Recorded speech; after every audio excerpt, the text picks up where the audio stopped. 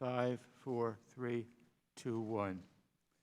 The Committee on Foreign Affairs will come to order. Without objection, the Chair is authorized to declare a recess of the committee at any point, and all members will have 5 days to submit statements, extraneous material, and questions for the record, subject to the length limitation in the rules. To insert something into the record, please have your staff email the previously circulated address or contact full committee staff. As a reminder to members, staff, and others physically present in this room, for guidance from the Office of Attending Physician, masks must be worn at all times during today's proceedings, except when a member or witness is speaking. Please also sanitize your seating area. The Chair views these measures as a safety issue and therefore an important matter of order and decorum for this proceeding. For members participating remotely, please keep your video function on at all times, even when you are not recognized by the Chair. Members are responsible for muting and unmuting themselves, and please remember to mute yourself after you finish speaking. Consistent with House Resolution 965 and the accompanying regulations, staff will only mute members and witnesses as appropriate when they aren't under recognition to eliminate background noise.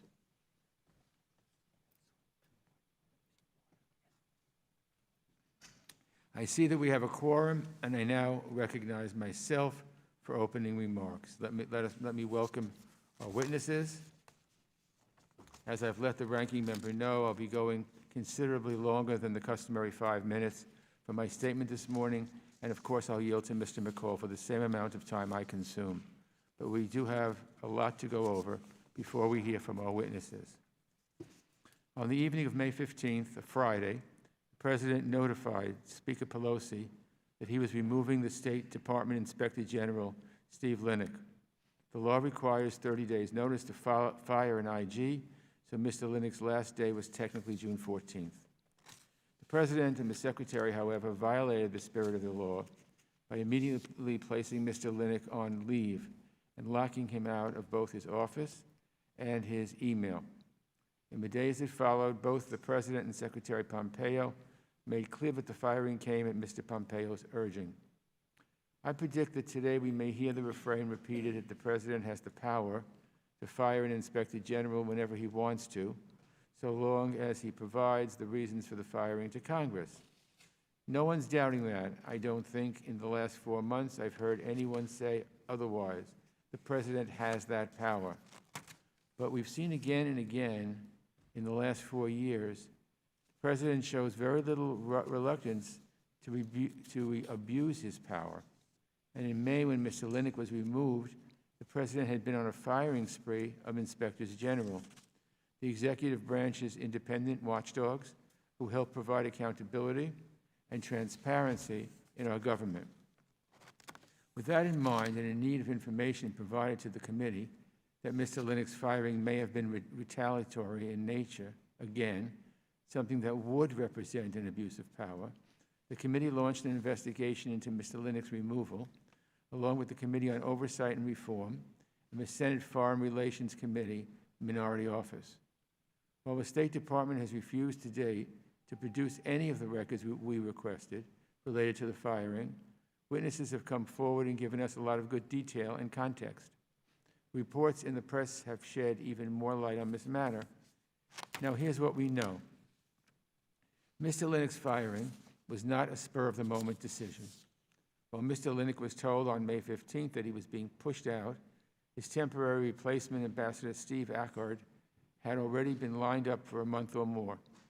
In his affidavit to the committee, Mr. Ackard says that Mr. Bulatao contacted him either on April 9th or April 15th, saying that Mr. Lennox's ouster was imminent and asking him if he would assume the IG's responsibilities on an acting basis. Over the next few weeks, Mr. Bulatao and Mr. Ackard spoke several more times, including on May 14th and May 16th, as Mr. Lennox's removal was going forward. We know that at the time Mr. Lennox was fired, his office was conducting 2 investigations involving Secretary Pompeo's conduct. The first probe dealt with allegations that the Secretary and his wife misused government resources for their own personal benefit. According to Mr. Lennox's testimony, his team began reaching out to the Office of the Secretary, requesting documents in late 2019. Mr. Lennox stated that about the same time, he spoke to Mr. Bulatao, among other senior officials, to let them know he was seeking information. In his words, his aim was, quote, not to surprise the seventh floor, unquote, meaning the department's leadership with news of his probe. Mr. Lennox said that his office had contacted State Department Executive Secretary Lisa Kenna about this matter as well. Indeed, Ms. Kenna, in her interview with the committee, testified that in March of this year, the OIG requested documents related to the Pompeo's travel. Like Mr. Lennox, Mr. Kenna discussed the matter with senior department officials, again among them Mr. Bulatao, and also Mr. String. Ms. Kenna also stated that every time there is an invitation to Mrs. Pompeo that involves travel, I get it to the Undersecretary for Management and he makes the determination, unquote. The Undersecretary of Management being Mr. Bulatao. Ms. Kenna authorized a search for these documents, but Mr. Lennox was fired before they were turned over to the OIG. According to Ms. Kenna, the documents were only sent to the OIG after Ambassador Card had taken over the IG's office. We presume the OIG's work on this matter is ongoing, so we don't know all the details. Press reports have also alleged that Secretary and Mrs. Pompeo used government employees to handle personal errands. Ms. Tony Porter, an advisor to the Secretary, told us in an interview with the Secretary and Mrs. Pompeo, who was not a State Department employee, would often have Ms. Porter work on matters of special interest to the Secretary, which apparently included making dinner reservations and helping with the Pompeo's personal Christmas cards. Reporting in the press earlier this week disclosed email traffic involving Mrs. Pompeo, Ms. Porter, and Ms. Kenna, indicating that Mrs. Pompeo and Ms. Kenna both understood an assignment to Ms. Porter to be of a personal nature that worked to keep a tight circle of government employees who worked on these matters. The committee has learned that there have been a large number of complaints to the OIG hotline about the way the Secretary and Mrs. Pompeo were misusing department resources for non-official matters. But this alleged misuse of resources was not just for personal errands. It seems to be focused on the Pompeo's political future. Specifically, there's the question of the so-called Madison Dinners, a series of dinners the Pompeos have hosted on the State Department's ornate 8th floor. Ms. Porter testified that the Pompeos conceived of the dinners as a way to, quote, expand the understanding of State Department work, unquote. The only problem with that explanation is that aside from the extensive planning that goes into these dinners, barely anyone from the State Department attends them. In fact, the Secretary is the only department official who attends the closed-door dinners. No senior diplomats, no regional experts, none of the people who on a day-to-day basis carry out State Department work. Just the Secretary, a token foreign dignitary, a requirement for the State Department to pay for the dinners, and a dozen or so guests handpicked by the Pompeos, nearly all Republican officials or people tied somehow to right-wing politics, money, or media. But Ms. Porter's testimony suggests that the foreign dignity was a box-checking exercise, that the protocol office would sometimes swap out one dignitary for another, while the Pompeos kept a tight grip on the political side of the guest list. Ms. Porter also stated that since the Pompeos began hosting these dinners, they've built a database to keep track of all the people they've invited, who's attended, email addresses, mailing addresses. Ms. Porter, whose first work for the Pompeos goes back decades and involves planning the former congressman's fundraisers, called it a management tool. While it's understandable that the State Department protocol team to keep track of who was invited to official events, Mrs. Pompeo also had that list sent to her private email address, according to Ms. Porter. Suddenly, a normal system starts something more like a political contact tool. These dinners are reportedly paid for out of the State Department's so-called K Fund, which can be used for, quote, confidential requirements in the conduct of foreign affairs, as well as other authorized activities that further the realization of U.S. foreign policy objectives, unquote. This fund is overseen by Undersecretary Bulatao. I asked my staff to review the most recent unclassified reports to Congress on this fund, which was sent up packaged with classified material and are held in the SCIF. That raised an eyebrow or two among people who understand State Department budgets. The Pompeos have reportedly hosted about 20 of these dinners, and after a hiatus brought on by the COVID pandemic, the dinners restarted in earnest on Monday, with 3 more reportedly scheduled in the next few weeks. The second probe dealt with the department's May 2019 use of an emergency provision of the Arms Export Control Act to push through more than $8 billion in arms sales to Gulf countries. The OIG finished its work on the matter and released its report last month.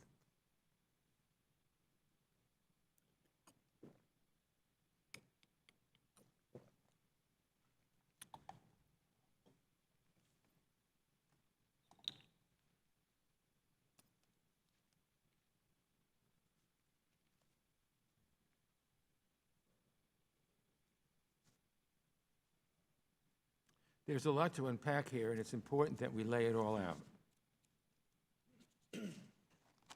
In March of 2015, a Saudi-led coalition launched an intervention in the civil war in Yemen aimed at countering the Iranian-backed Houthi forces that had seized control of Yemen's capital.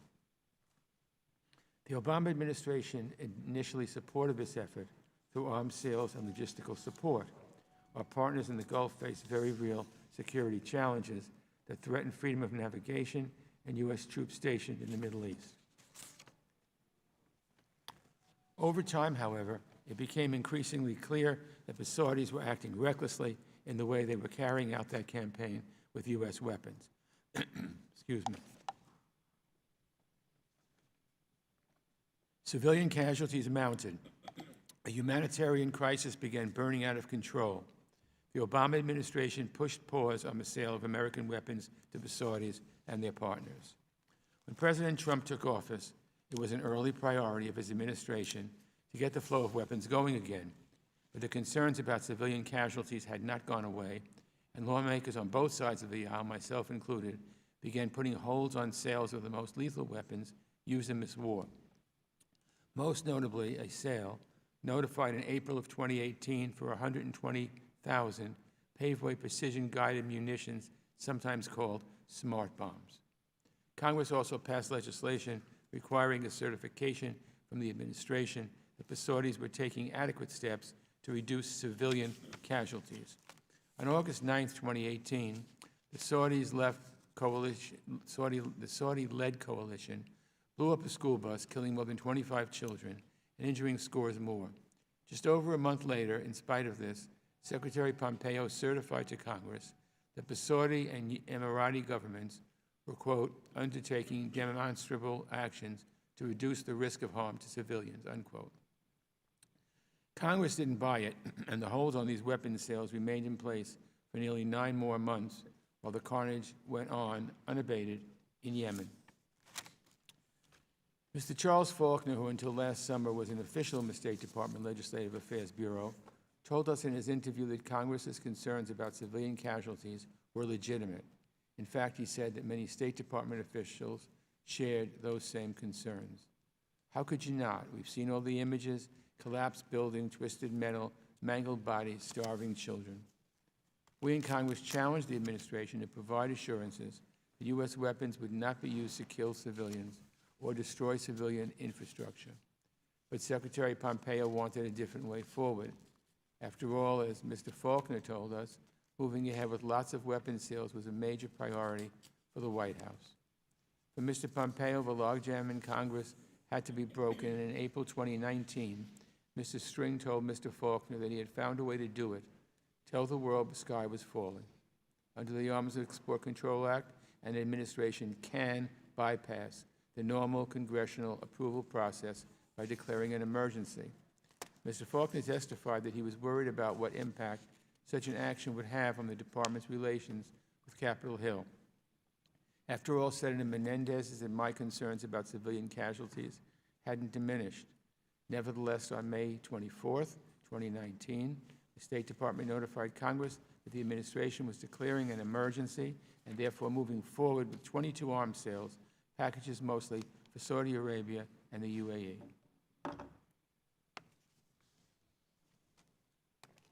As I noticed earlier, no one doubts that the emergency provision exists in the law and that the executive branch has the power to invoke that authority.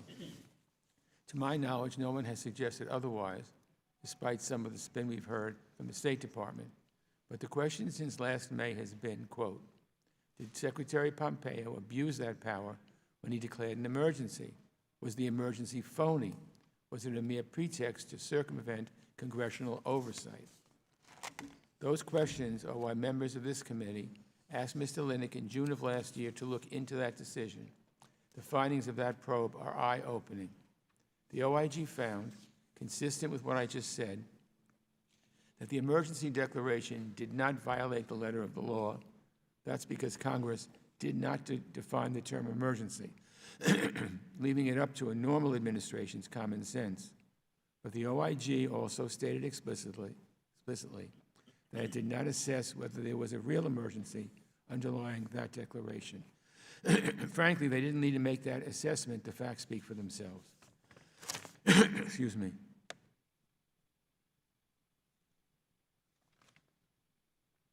The unclassified portion of the report lays out a timeline for the emergency declaration that aligns with Mr. Faulkner's testimony. Namely that it took nearly 2 months, from April 3rd until May 24th, 2019, for the emergency declaration to make its way through the State Department. 7 weeks, far longer than the 30-day congressional review period under the normal notification process codified in the law. The report also tells us, underneath redactions, that the department insisted the OIG slap on top of the version released to the public, that Mr. Pompeo determined on May 4th that he wanted to send the emergency notification to Congress no later than May 24th. An emergency that you can plan for 7 weeks in advance isn't an emergency, as far as I'm concerned, especially when the regular congressional review process would have taken less time.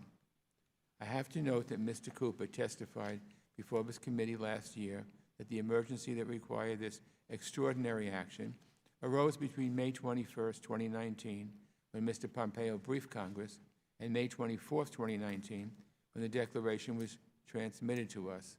That testimony was false. The report also indicates that most of the arms packages have not been delivered yet, and likely won't be during this calendar year. Again, what kind of wartime emergency can be addressed with weapons that arrive 2 years later? And the answer obviously is none. There was no emergency. Ranking Member McCall and I offered an amendment to last year's NDAA that would have better defined the word emergency. But in my view, the nonsense that the department pulled to get around Congress is a secondary question. Yes, I believe it was an abuse of power and an affront to our system of checks and balances. I believe the department made false representations to this committee. But what's this really about? Many of us here in Congress saw the situation on the ground in Yemen and said, enough. We thought that before we shipped instruments of death overseas, adequate precautions should be in place to ensure that those instruments would not be used to blow up school buses or funeral processions. We didn't want the United States to be party to the slaughter of innocents. But Mike Pompeo's State Department didn't see it that way. His view is summed up in this sentence from the OIG's report, and I quote, OIG found the department did not fully assess risks and implement mitigation measures to reduce civilian casualties and legal concerns associated with the transfer of PGMs included in the Secretary's May 2019 emergency certification. Didn't assess the risks, didn't try to reduce civilian casualties, didn't deal with legal concerns. This isn't describing the Saudis or Emiratis, it's describing our own State Department under the Trump administration under Mike Pompeo. Now think about that funding in the broader context I've just laid out, and ask yourself, why didn't they do those things? Was it an oversight in the mad rush to get weapons out the door after Mr. Pompeo made that emergency declaration? Did those questions just fall by the wayside? Of course, the answer is of course not. The emergency was declared specifically so that the State Department could avoid answering those questions. And how do we know that? Because those were the precise questions Congress was already asking. That's why we held up the arms sales. What are the risks? What are we doing to reduce civilian deaths? This is a deeply damning report. Now that we've seen it, the findings of our own investigation into the IG's firing make more sense. Namely, that State Department officials have been trying for months to suppress the findings. In his testimony, Mr. Lennox said that Mr. Bulatao and Mr. String attempted to bully him by saying that the OIG should not be looking into this matter, that it was a policy decision outside the OIG's purview. Of course, it's entirely legitimate for an IG to examine policy implementation. Again, per Mr. Lennox's testimony, Mr. Bulatao seemed not to understand the role of an independent IG. It's also quite noteworthy that Secretary Pompeo refused to be interviewed for the OIG's review. Mr. Lennox stated that last year he approached Mr. Bulatao, Mr. String, and Deputy Secretary Began about scheduling the interview. The Secretary's team suggested that Mr. Lennox conduct the interview personally. Mr. Lennox told Mr. String that he was amenable to the idea, so long as one other member of the OIG staff could be present as a witness. The Secretary's team apparently ignored that request, and instead, Mr. Pompeo was never interviewed by Mr. Lennox. Instead, Mr. Pompeo provided the OIG with a written statement that it had never requested. When the pandemic hit in March and the OIG was wrapping up its work on this matter, Mr. Lennox considered the issue unresolved and hoped to find some time in the future to interview the Secretary, which he continued to discuss with Mr. String. But before he and Mr. String reached an accommodation, Mr. Lennox was fired. Everything Mr. Lennox said suggested that he considered an interview with Mr. Pompeo to be an important piece of unfinished business. Mr. Lennox's temporary replacement, Mr. Acard, learned quickly that Secretary Pompeo was particularly interested in this report. According to Mr. Acard's affidavit, during his first 2 weeks on the job, both Deputy Secretary Began and Mr. Bulatao called him expressing Mr. Pompeo's curiosity about when the OIG's work on arms sales would be done. Mr. Acard recused himself from that process and from the probe into the misuse of resources. That was sensible, as Mr. Acard had deep conflicts of interest in addition to service as acting Inspector General. He retained his role in the State Department as the Director of the Office of Foreign Missions, in which he reported both to Mr. Bulatao and Secretary Pompeo. It's easy to see how this would affect his work. If Mr. Acard began in an investigation into a matter the Secretary didn't want reviewed, Mr. Acard's career in the State Department could potentially suffer. The rollout of this report a little more than a month ago is also now shrouded in controversy. The evening before the OIG released the report, there was a background briefing for press on the report's findings. But it wasn't the OIG that held this briefing. It was the Bureau of Political Military Affairs, specifically Mr. Cooper, under the guise of a, quote, senior State Department official, unquote. They stole a page right out of Attorney General Bill Barr's playbook. The report wasn't yet public. The press didn't have copies, neither did Congress. Nevertheless, Mr. Cooper, who wasn't an author of the report, but was himself interviewed as a fact witness in the probe, tried to spin the media with his most favorable interpretation of events. The State Department tried to take an early victory lap because the OIG found that they didn't technically break the law. It's all reminiscent of Attorney General Barr going out and saying the Mueller report exonerated the president. The next day,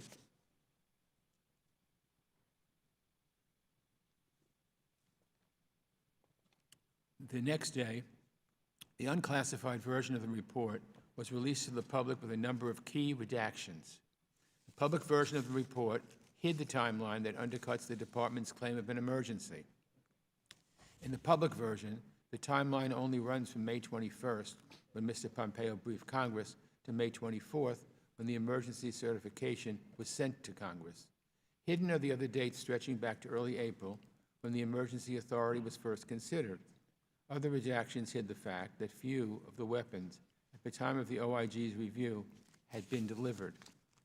The OIG has since provided us the memoranda showing that it was Mr. Cooper himself who demanded those redactions, working in consultation with Mr. Joshua Dorison, the deputy in Mr. String's office. To reiterate, Mr. Cooper, Mr. Dorison, and Mr. String were all interviewed by OIG as witnesses in this matter. In fact, Mr. Dorison was sent by the department early in this investigation and tried to convince my office not to push for documents or witnesses in this matter without disclosing that he was a witness himself. The fact that none of them recused themselves from dealing with the OIG report before it was released is baffling, a glaring ethics lapse. And finally, on the arms sales matter, we have the question of the classified annex. A considerable chunk of the OIG's foundings and recommendations are hidden in a classified section, and about 40% of that section is also hidden under redactions that not even members of Congress are permitted to see behind.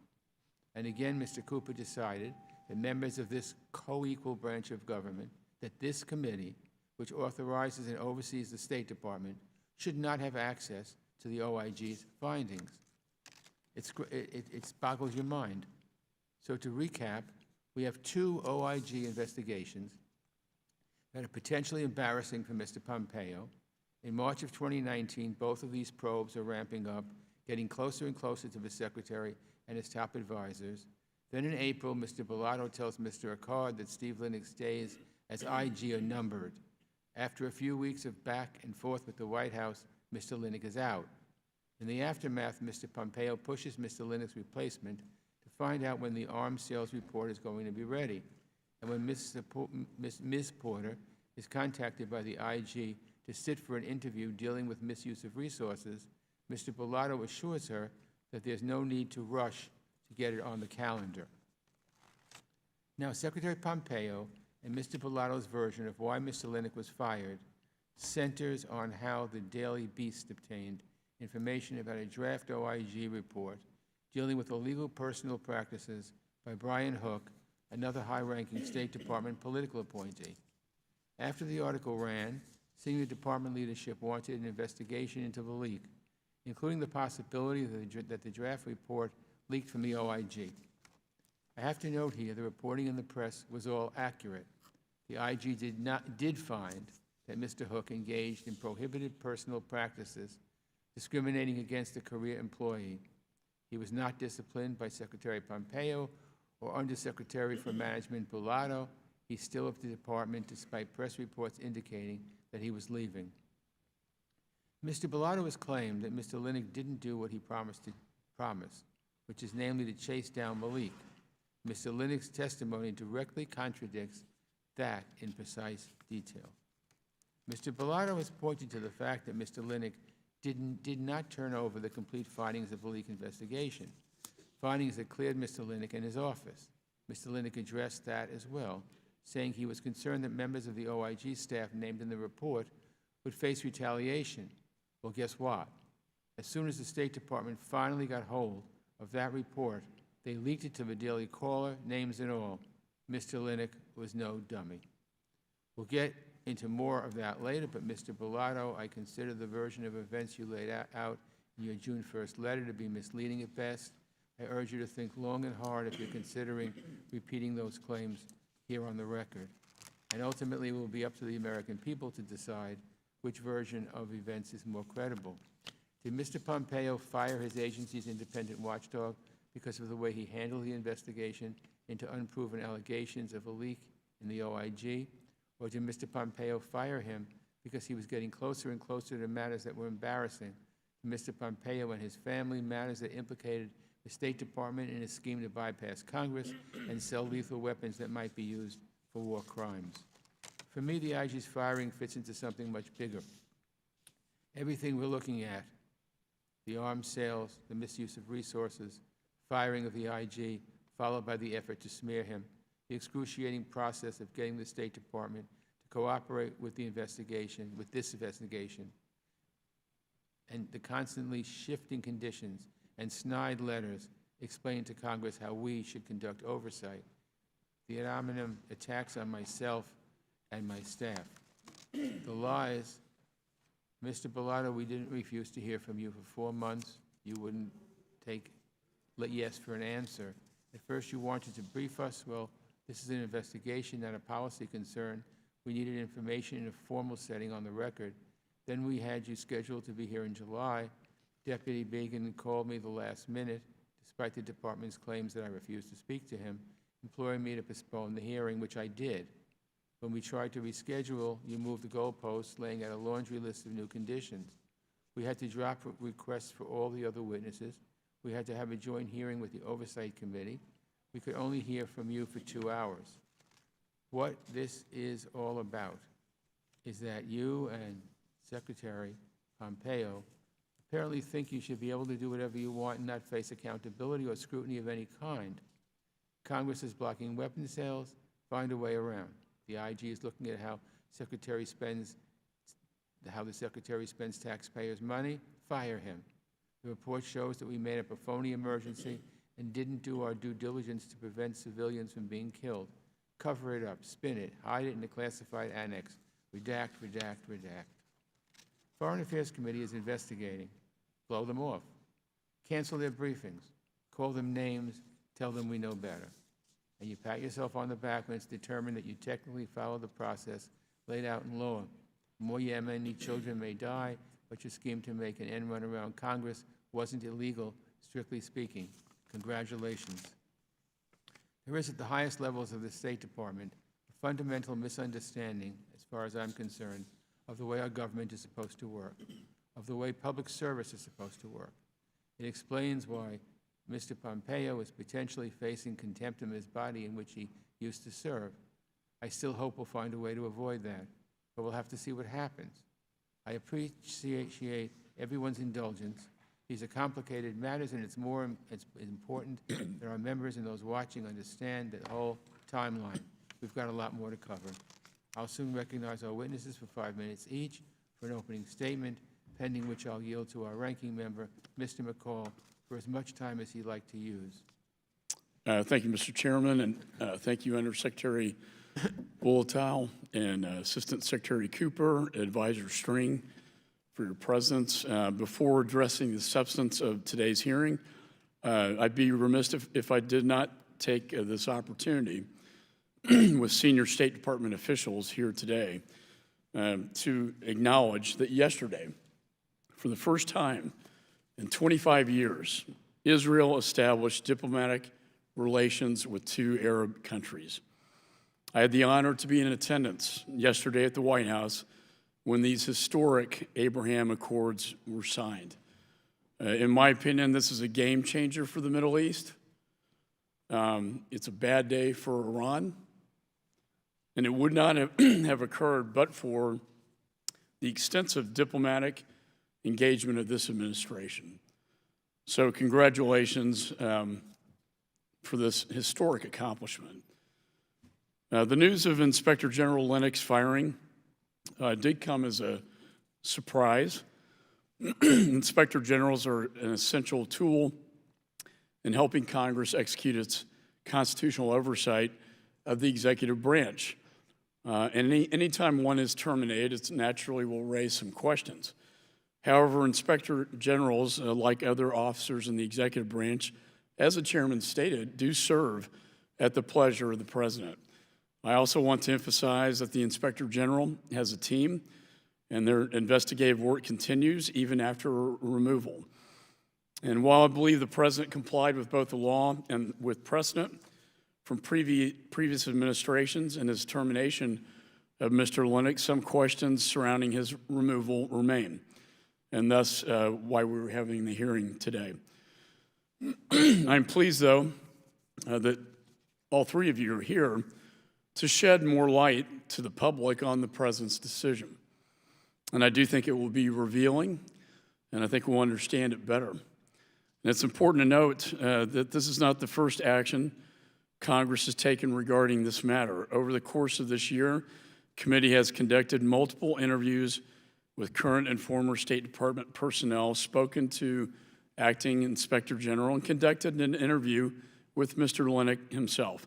My hope is with today's hearing that these key witnesses can answer any outstanding questions so that we can put this matter behind us and turn our attention to the pressing matters that we have before us prior to the end of this Congress. I want to thank the witnesses for their service to the State Department and to the nation and to its employees around the world. And I will say, for the members' benefit, there will be a classified briefing after this hearing. And just given the information I've received, I believe it will be very insightful to the members. Insightful for the reasons that were taken by the President in firing Mr. Lennox, especially as it pertains to national security. And with that, Mr. Chairman, I yield back.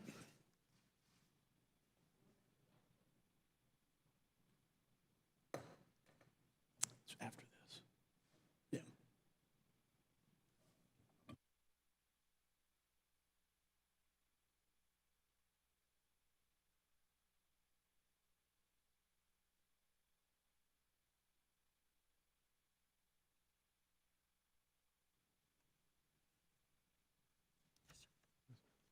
Pursuant to notice, the committee is convened today to hear testimony on why the President fired the Inspector General.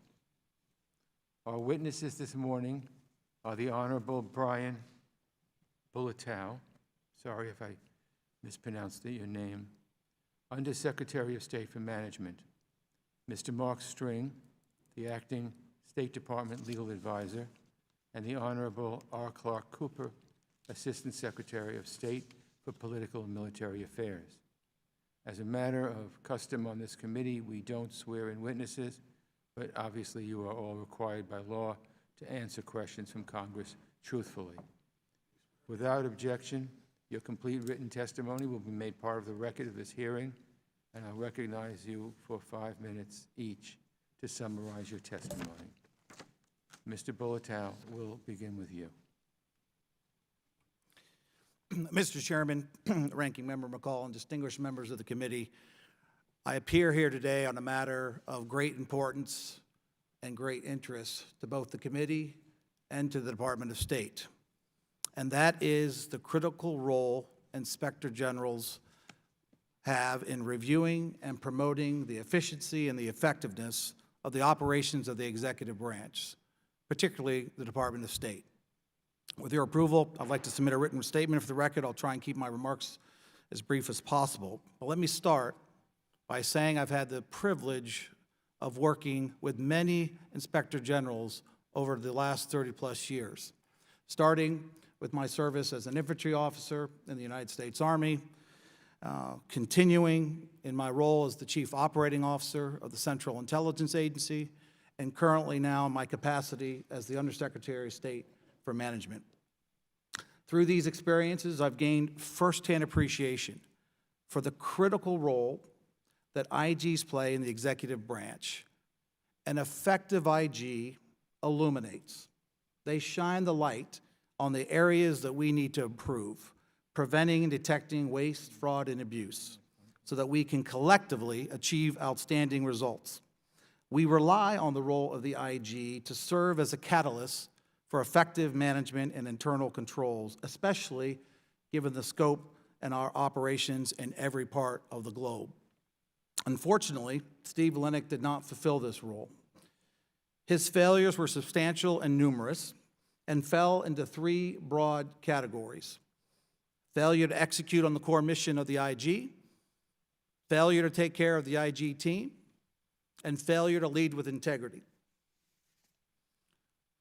Let me expand upon each of those. Let me talk about failure to execute on the core IG mission. If you go to the State IG website, and you'll see what their mission is. That's to conduct independent audits, inspections, and investigations.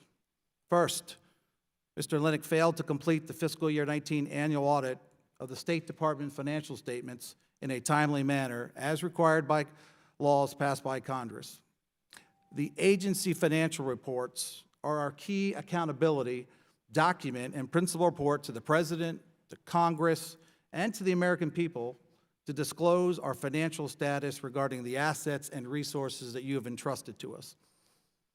If we fail to get the audit right, I'm not sure how effective we can be in identifying waste, fraud, and abuse. And many of you that have been in the private sector know that if we don't get audits right, then we have a big red flag going on. Second, why did we miss our critical deadline? The IG, Mr. Lennox, failed to select a capable independent auditor in the spring of 2019.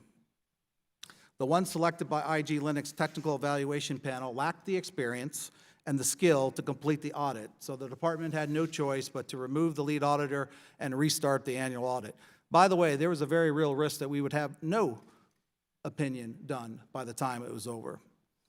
Third, why were we in the position of selecting a new auditor? The independent auditor from the previous year that was directly supervised by the IG had to be replaced due to a critical and deeply disturbing failure, which requires a classified setting to more fully explain. The investigative report that dealt with this failing in August of 17 noted the following, and I quote, "Oversight by the OIG was demonstrably ineffective, ultimately placing the department's information as well as its reputation, human capital, and operations at a considerable unnecessary risk." So, just on this core of conducting independent audits, we have demonstrable ineffectiveness for oversight. We've had a failure to select a qualified auditor, and we failed to get our audit turned in a timely manner. One out of 100+ agencies that turn in their financials to OMB. Let's look at the second core IG mission, inspections. The total number of IG inspections at our overseas post decreased by approximately 10% year over year for the 12 months ended March of 2019. This is all pre-COVID. Let's look at the third core IG mission, investigations. The total number of preliminary inquiries closed declined. By the way, when closed means we've opened it, the IG is reviewing it, and then they've been able to close it. The total number of preliminary inquiries closed declined by 27% year over year, ending March 2020. So again, not pre-COVID. There's some significant performance issues. Let me move to the second broad category that I mentioned, failure to take care of the IG team. First, there were some major red flags in the OIG department's 2019 annual employee viewpoint survey, you know as the FEV survey. The secretary had made a big push to increase our response rate, and we doubled the total number of responses to that survey from 2017. I think we had the highest percent response rate in many, many years. Over half of our 38 assistant secretary-led bureaus improved or maintained in all three major index categories year over year. Let me make sure you understand what those three index categories are. That's employee engagement, that's employee satisfaction, and that's diversity and inclusion. So over half of our 38 improved in all three of those categories. Many improved in at least two of those categories, or one. There was one out of our 38 bureaus, led by an assistant secretary for the same time period, year over year, that declined in all three of those categories. That was the Office of OIG. What's more concerning to me is when I focus in on the satisfaction index, which, let me tell you what that really means. This is the willingness, it measures the willingness to recommend the organization as a good place to work. The IG's office experienced double-digit decline since 2016. We got a problem, and it starts with leadership. Second, this failure in leadership resulted in year-long key vacancies, including the deputy IG, the general counsel.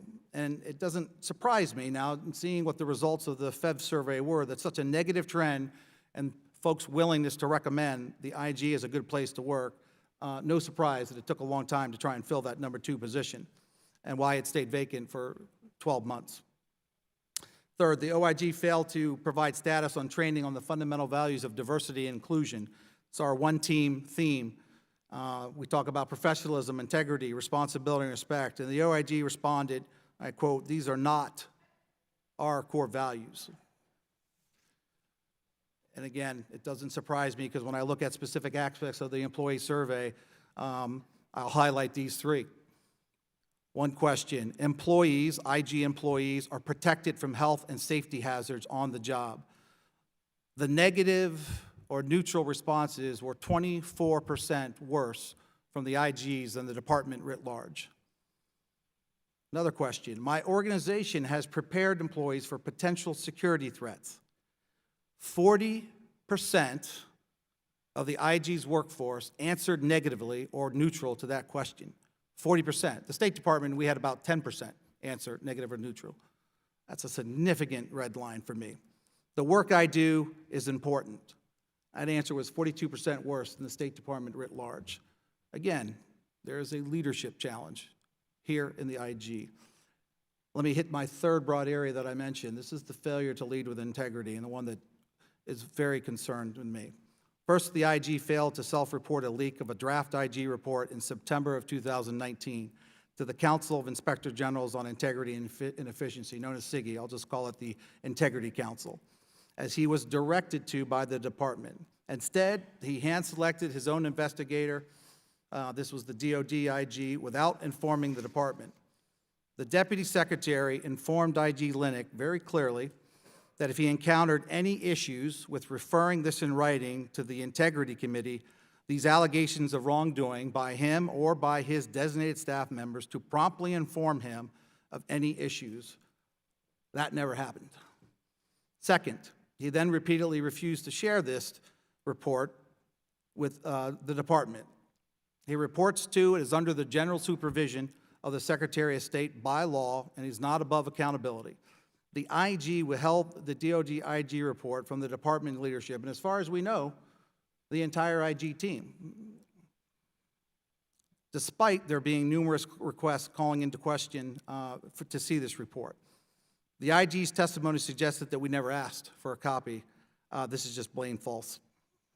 Third, and very disturbing, the DOD IG report lead found that the IG emailed the highly sensitive draft report to his personal account on multiple occasions. I'm not talking about 2 or 3 times. I'm talking about 8 times in the month of August, which is a clear violation of the OIG's own IT policy. Those mailings to his personal account were within weeks of the draft report being leaked to the media. This may explain why he refused to provide the report to the department. IG Lennox also admitted to speaking to Mr. Glenn Fine, the principal deputy IG at the OG, and actually Mr. Fine is the one that ended up being selected by the IG to conduct the investigation. Nobody recused themselves from that. That is a major issue, a major conflict of interest in my mind. Fourth, in an apparent attempt to shift the blame, IG Lennox opened his own leak investigation into the department for the very same issue that we asked him to refer to the Integrity Council, even though the leak that was in the media was attributed to, and I quote, 2 government sources involved in carrying out the investigation. By the way, anybody in the State Department that touched that report, we were going to look at them just as much. Everybody needed to be looked at. Unfortunately, the IG decided to look at our folks, just as he was not asking the Integrity Council to look at his team. Fifth, upon removal, he was instructed not to return to his office nor to contact his employees without prior authorization. We understand that he repeatedly violated this instruction and sought access to IG work product after the removal. So let me conclude here. The IG's removal was not about retaliation on any specific report or investigation. There have been a variety of unsubstantiated allegations in the media that the Secretary recommended removal of the IG because of some awareness of these investigations. Nothing could be further from the truth. The Deputy Secretary of State has issued a letter making clear that Secretary Pompeo was never briefed by the Deputy Secretary, the former Deputy Secretary, myself as Undersecretary of Management, nor the Executive Secretary on any investigation allegations of misuse of government resources. This is just unequivocally without any factual basis or truth. The committee has sought hours of depositions from 3 of our civil servants, in which the vast majority of time was spent on issues unrelated to the removal of the Inspector General. All 3 staffers stated multiple times that they had no information regarding the removal, and all 3 stated they only found out about it after the removal occurred. Let me just say, this removal was about an IG who, in my mind, was increasingly falling short of expectations. IG Lennox performance failed across all 3 areas. He failed to deliver and execute on the core IG mission. He failed to take care of his IG team, and he failed to lead with integrity. The IG's failure to perform in just one of these critical areas is sufficient to trigger a major loss of confidence. The department deserves an IG that illuminates, not denigrates. The department deserves an IG that promotes our shared values, not demotes them. And I look forward to your questions on why the recommendation was made for the removal of the IG. Thank you, Mr. Chairman. Thank you very much, Mr. Bulatao, and I apologize for butchering your name before. Okay, Mr. String. Mr. Chairman, Ranking Member McCall, and distinguished members of the committee, thank you for the invitation to appear today. The committee initially requested my testimony in connection with my prior position as Deputy Assistant Secretary in the Political Military Affairs Bureau, which I left nearly 16 months ago. I understand that committee members may also ask questions today related to my current role as Acting Legal Advisor for the department. I will do my best to address your questions based on my best recollection, consistent with my professional obligations as an attorney and respect for the attorney-client privilege. The decision to remove a sitting Inspector General is committed exclusively to the President. We have provided the committee with a letter from the Office of White House Counsel that describes how the President's decision in the case of Mr. Lennox was consistent with the requirements of the Constitution and of federal law, as recognized by the U.S. Court of Appeals for the District of Columbia Circuit. As that letter notes, President Trump's notices to Congress use language similar to that used by former President Obama when he removed an Inspector General, noting that he, quote, no longer had the fullest confidence, end quote, in his ability to serve as Inspector General. In connection with today's hearing, the committee has also raised issues related to the Secretary's May 2019 emergency notification. I would like to touch briefly on the notification as well. First, the department fully cooperated with the Office of Inspector General's review of the Secretary's emergency notification. The OIG interviewed 46 department staff and received a significant number of documents as requested. The department did not stand in the way of the completion of the OIG's report, which ultimately concluded that the, quote, emergency certification was properly executed, end quote. In fact, we facilitated its completion. Second, as the department explained in its letter to the committee in June 2019, my designation as acting legal advisor had, to my knowledge, no connection to the Secretary's decision to exercise his emergency authorities under the Arms Export Control Act. The designation was set in motion more than a month before this time, when the then legal advisor announced her departure in April.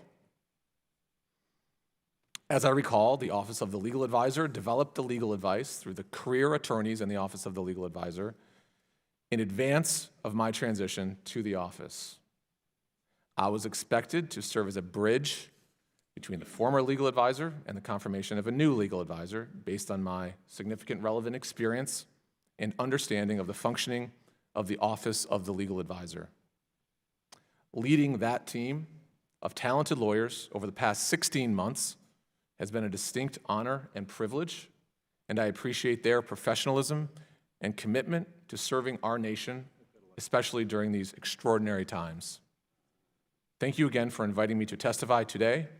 I look forward to taking your questions. Thank you, Mr. Cooper. Mr. Chairman, Ranking Member McCall, members of the House Foreign Affairs Committee, the topic of today's hearing, why did the Trump administration fire the State Department Inspector General? I will provide you the most comprehensive and honest answer I have. I do not know. With that, I would like to turn to matters of substance. I'm glad to finally have the opportunity to apprise you of the status of our efforts to support our security cooperation partners in the Middle East. 2 weeks after I took office in May 2019, Secretary Pompeo certified to you an emergency existed requiring the sale of certain defense articles and services to Saudi Arabia, the United Arab Emirates, and Jordan. In the days following the certification, I sat before your committee and testified that a combination of factors led the Secretary to determine the situation constituted an emergency and prompted him to make certification, including the significant increase in intelligence reporting on threat streams related to Iran, the clear, provocative, and damaging actions taken by Iran's government, and the need to affirmatively respond to military capability requests from our partners.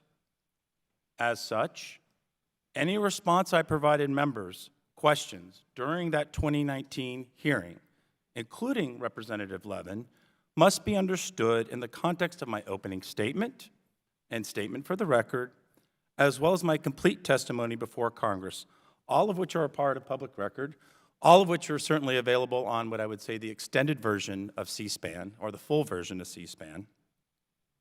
Events since that time serve only to magnify the challenge Iran poses to the region and demonstrate the administration is on the right side of history. One can draw from the line of attacks by the Iranian-supported Houthi on Saudi Arabia, to Iranian cruise missiles and drone attacks on key oil facilities, to attacks on U.S. forces and facilities in Iraq by Iran and Iranian-backed militias, to instability in Lebanon, and so on. As I wrote to you last month, since the administration proceeded with the sales subject to emergency certifications as provided for in the law, Iran and the partners and proxies it supports continue to threaten not only U.S. partners, but have directly targeted U.S. personnel and military forces and facilities in the region. On that note, I would be delighted to brief the committee at a classified level on Iran, and I'm ready to do so as soon as this morning's closed session takes place, subject to the will of the chairman.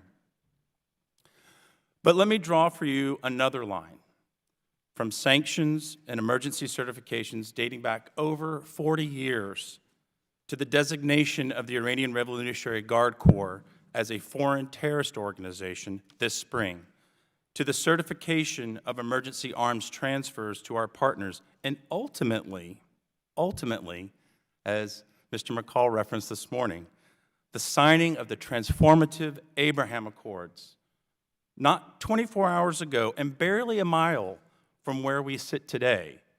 With this momentous normalization agreement between key American security cooperation partners in the Middle East, there is a common thread running along all of these actions, ours and our partners, the need to establish shared capability to respond to Iranian threats, be they direct or from proxies or partners, conventional or unconventional, economic or military.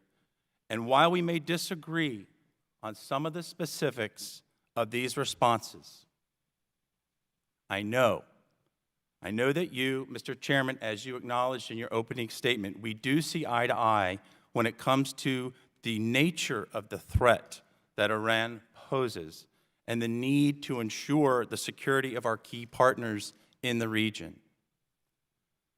Mr. Chairman, the recent Inspector General report into the emergency arms sales did not question these facts. It did not question the nature and existence of an emergency.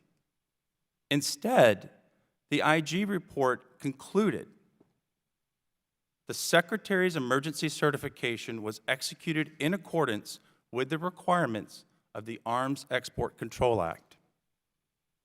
It is also true, however, the IG felt the department could do more to reduce the risk of civilian casualties, and that may be as a result of U.S.-provided arms. That is a finding I not only accept, but which I, my Bureau, the Department, and this administration take to heart, which is why we're working to address, well before the IG even put pen to paper, and which we will continue to address. In April of 2018, President Trump released an updated United States Conventional Arms Transfer Policy, or CAT, that for the very first time ever made it the explicit policy of the United States to facilitate ally and partner efforts through United States sales and security cooperation efforts to reduce the risk of national or coalition operations causing civilian harm. A year later, in March 2019, the President reaffirmed Executive Order 13732, which directs U.S. government agencies to engage with foreign partners, to share and to learn best practices for reducing the likelihood of and responding to civilian casualties, including through appropriate training and assistance. So since the CAT policy was updated, the Department of Defense and the Department of State have been working together tirelessly to implement this guidance. We see reducing the risk of civilian harm as an enterprise-wide interagency challenge and have responded with a systemic program of reforms and innovations, examples of which I would like to briefly describe for the committee right now. We have created a new methodology to help us assess the risk of civilian harm associated with arms transfers and have made process improvements to ensure our decision-making is informed by those assessments. The Defense Department has developed a new training curriculum for partners and allies on reducing civilian harm and is developing a tailorable toolkit of advisory materials and services, essentially bespoke to the partner. DoD also identified a set of technical solutions to help partners reduce the risks of civilian harm while also enhancing combat effectiveness. For example, the Advanced Targeting Development Initiative, or ATDI, is a suite of technical solutions and training intended for partners who deploy and use certain U.S. munitions, including precision-guided munitions, or PGMs. The ATDI provides enhanced support to key technical aspects of weapons employment and their proficiency, such as target coordinate mensuration, weaponeering, and the collateral damage estimate. These capabilities enable allies and partners to hit their intended targets and do that accurately, achieve the precise damage intended, and do so with the ability to estimate collateral effects in advance and modify their engagements accordingly.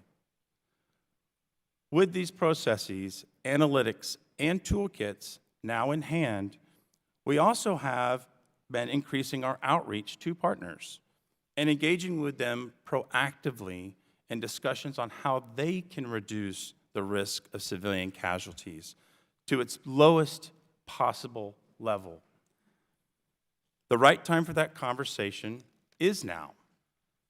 These are significant and serious efforts, and they have been underway for quite some time. I am encouraged, Mr. Chairman, that both the Kingdom of Saudi Arabia and the United Arab Emirates have purchased advanced targeting development. In doing so, they made clear their commitment to reducing the risk of harm to civilians. even as they battle an adversary who, judging by the frequency and inaccuracy of the Houthi drones, the Houthi rockets, and even ballistic missile attacks, would appear they have no such compunction. In sum, Mr. Chairman, during my time as Assistant Secretary of State for Political Military Affairs, the department and the administration have identified the right threats, made the right decisions under the right policies to support the right partners. It is a team of national security professionals I'm very much proud to be a part of, and I look forward to your questions.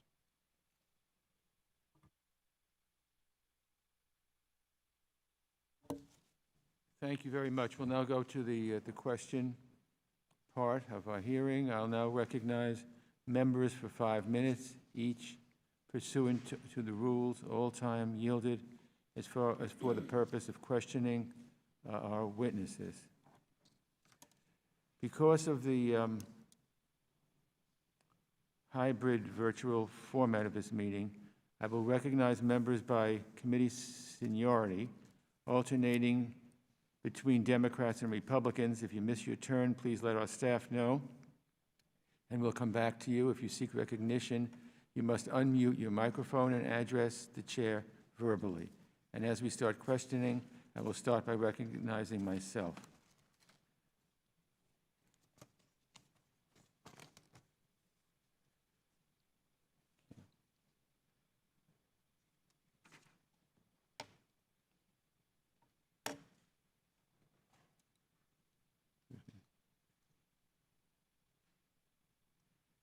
Okay.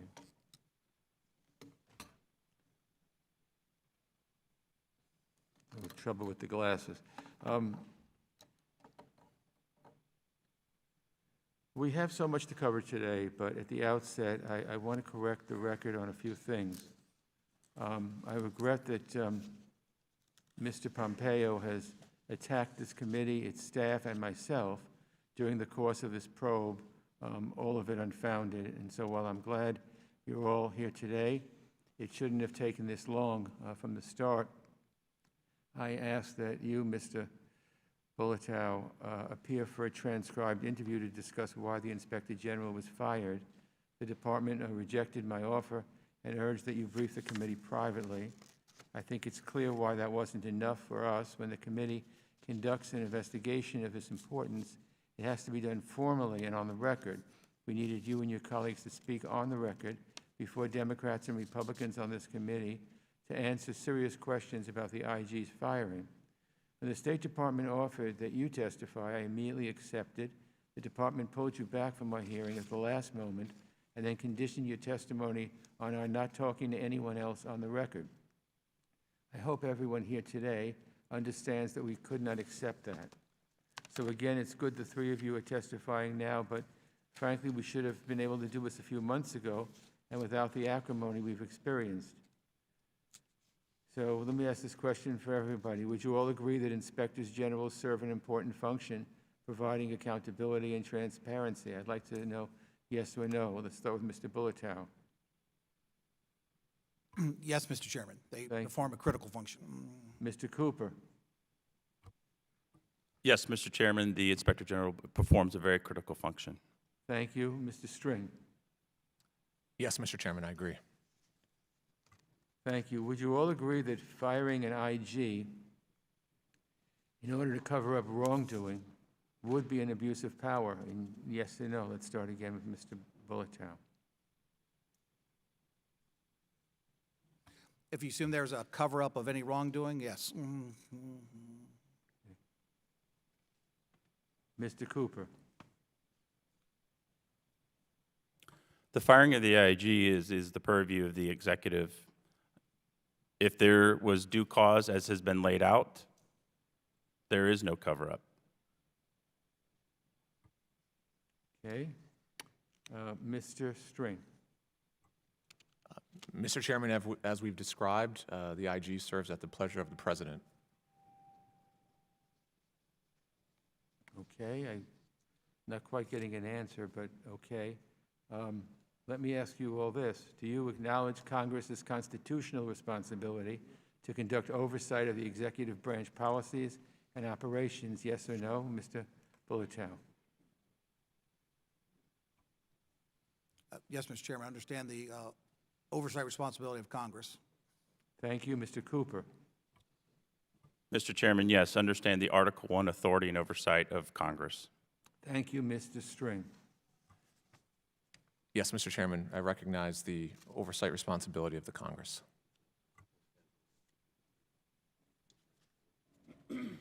One last thing. Do you think I'm conducting this investigation for my own personal aggrandizement? And let me answer that question. I don't enjoy this. Many of you have known me for a long time and understand that it's my profound preference to advance legislation and hold hearings in this committee in a bipartisan fashion. We call this committee the most bipartisan committee in Congress. And we always say that politics stops at the water's edge, and I believe very, very strongly in that. So for me, this has not been the most pleasant way to bring my 3-decade-long congressional career to a close. But I'll tell you myself why we're here. We have real concerns on this committee that the firing of Mr. Lennox was an abuse of power. And in the 4 months we've tried to get answers, State Department leadership has been petulant, insulting, invasive. The fact that we had to drag you up here kicking and screaming itself makes me think that the department has been trying to hide the truth. But at this point, we've heard all the excuses, we've heard all the half-truths, and we're past strongly worded letters and phony outrage. So I want to be clear in this hearing room, my expectation is that you give this body the respect it deserves and answer our questions. I yield the balance of my time and recognize the ranking member for 5 minutes. Yeah, thank you, Mr. Chairman. I want to first talk about a little bit about policy. Secretary Cooper, you talked about this. I think in foreign policy, it's very important to define who your allies are and who your enemies are. That's why the chairman and I disapproved of the Iran deal under the previous administration, because it empowered the largest state sponsor of terror. I believe Iran is our enemy, and their proxies, the Houthi rebels, are the enemy. I think it's ironic, the timing of this hearing, when just yesterday we had this historic Abraham Accord, the first peace deal in the Middle East in 25 years, a quarter of a century, based upon the policies of this administration. And I know the media may not pay a lot of attention to it, but it was historic, and I was there, proud to be there yesterday. I approved of the sale of these weapons to Saudi Arabia, to Jordan, and to UAE, who came forward as our ally yesterday with Israel against Iran. I also approved it because they were precision guided, as you mentioned.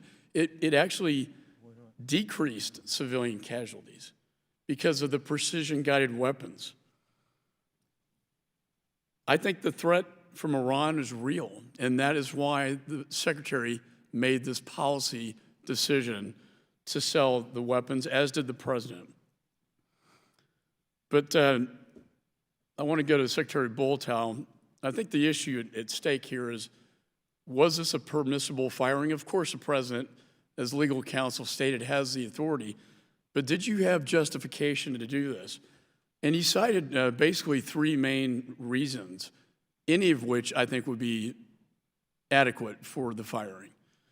But the first one is the failure to complete an annual audit mandated by Congress. The failure which actually violated the laws mandated by Congress. Can you tell me, just on that one alone, what impact does that have on the State Department? Thank you, Ranking Member. The impact is, while we quickly recognized the team needed to come together to actually help focus and make sure that we did complete the audit, although 60 days later than it was required to turn in. The good news on that is a lot of the working level team from the audit team from the IG came together. The disappointing news is that there was no IG leadership. I went to those weekly meetings to make sure we got that back on track. Not once did I see the IG Lennox there himself. I went to when we actually got it done, and we acknowledged the hard work that the team did. Again, there was a missing Inspector General Lennox there. It was just absent for the process. And It's hard to lead a department, the largest one in the United States government, one of the largest, when you can't even conduct an audit, right? I mean, that has consequences, yes, sir. serious consequences. Look, if the role of the IG, who's been designated the role to conduct this independent audit, can't be done, how can we identify those areas that we have potential waste, fraud, and abuse? How do we know the assets on the balance sheet, the liabilities are stated right? How do we know where these obligations are going? There's some significant areas that if we can't. Which is the core mission of an IG, is looking at waste, fraud, and abuse. Yes, sir. And that's what an audit will reveal. The second thing that's going to come out in the classified briefing that I can't get into, but in your testimony, you said the auditor put our national security at considerable risk. Yes. And I know you probably can't comment on that, but I just want to reiterate that statement because for the press reporting this hearing, I think that's a very important point. Failure to manage the IG team with key vacancies. Failed on diversity inclusion. The IG saying these are not our core values. I would think on both sides of this aisle, both Democrat and Republican, that those are core values of this nation, is diversity inclusion. Failed to lead with integrity. Leaks a draft report to the media that's not even shared with the secretary. And then finally, these allegations of personal misconduct, the secretary didn't even know about these allegations because he didn't see the report. So the idea that somehow that led to the firing of Mr. Lennox really is factually, the evidence does not support that because the report was not given to him. He had no knowledge of these allegations. So how can that create some fiction that he fired Mr. Lennox because of these so-called allegations of personal misconduct? To me, it's mystifying. I'm glad you're here. I'm glad we're going to get through this exercise, but I think this nation and the State Department has far more serious business, and this committee does as well. And I do appreciate the chairman's comments, though, about this committee, our oversight functions, and under Article 1 of the Constitution, it's embodied in what our founding fathers stood for. But I think it's time to move on, and with that, I yield back.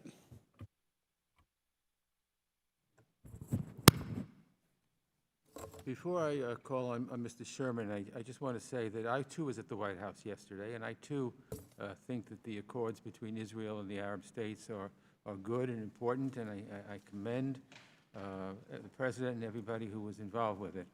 But obviously, this is a separate issue that we're talking about. Mr. Sherman.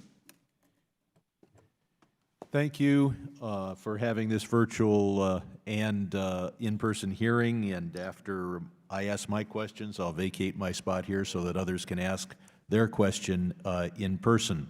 The question before us is, why was the Inspector General fired? Mr. Bulatao offers us two rather easily dismissed ideas. The first is that the audit report was late.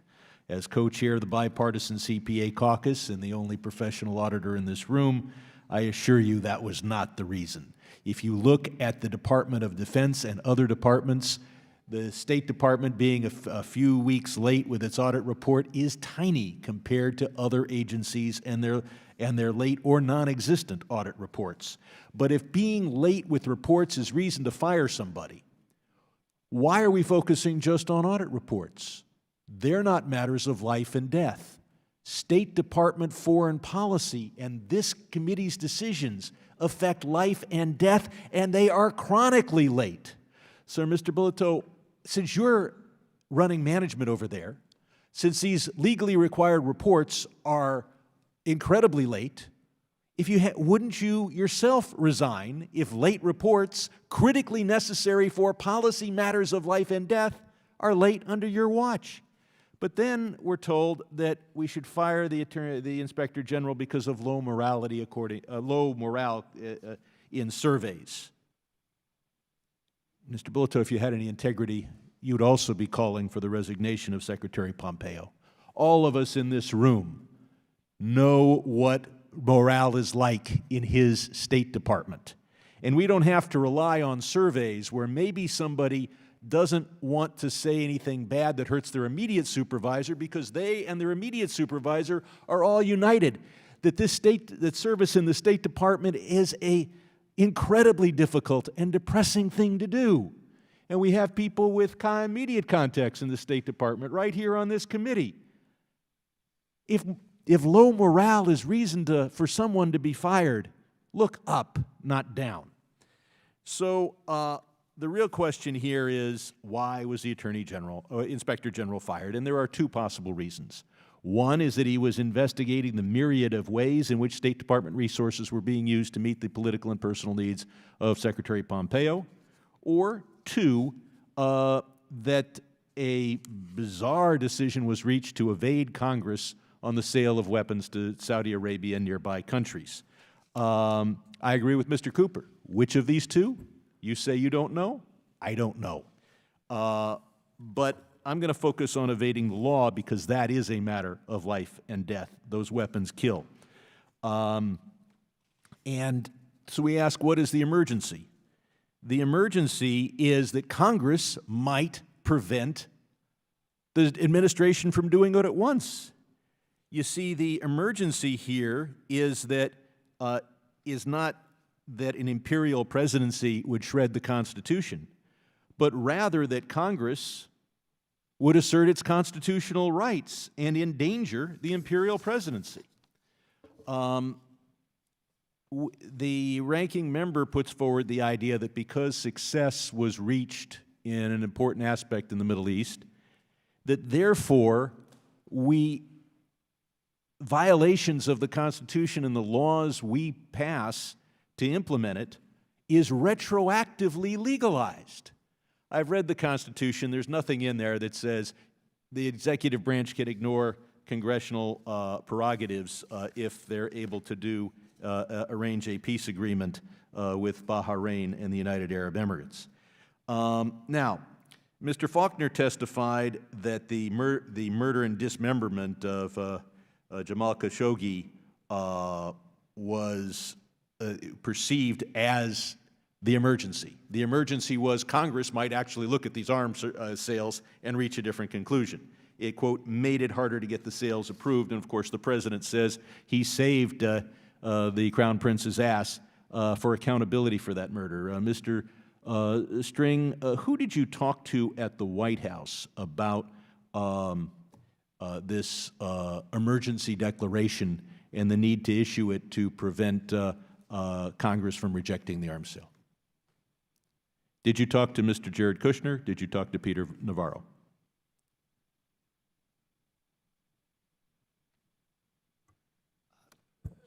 Thank you, Congressman, for those questions. Just one point of clarification. I believe, as I recall, Congress did vote on these sales ultimately. But to your question, I don't recall ever speaking with Mr. Kushner during my time in the Political and Military Affairs Bureau.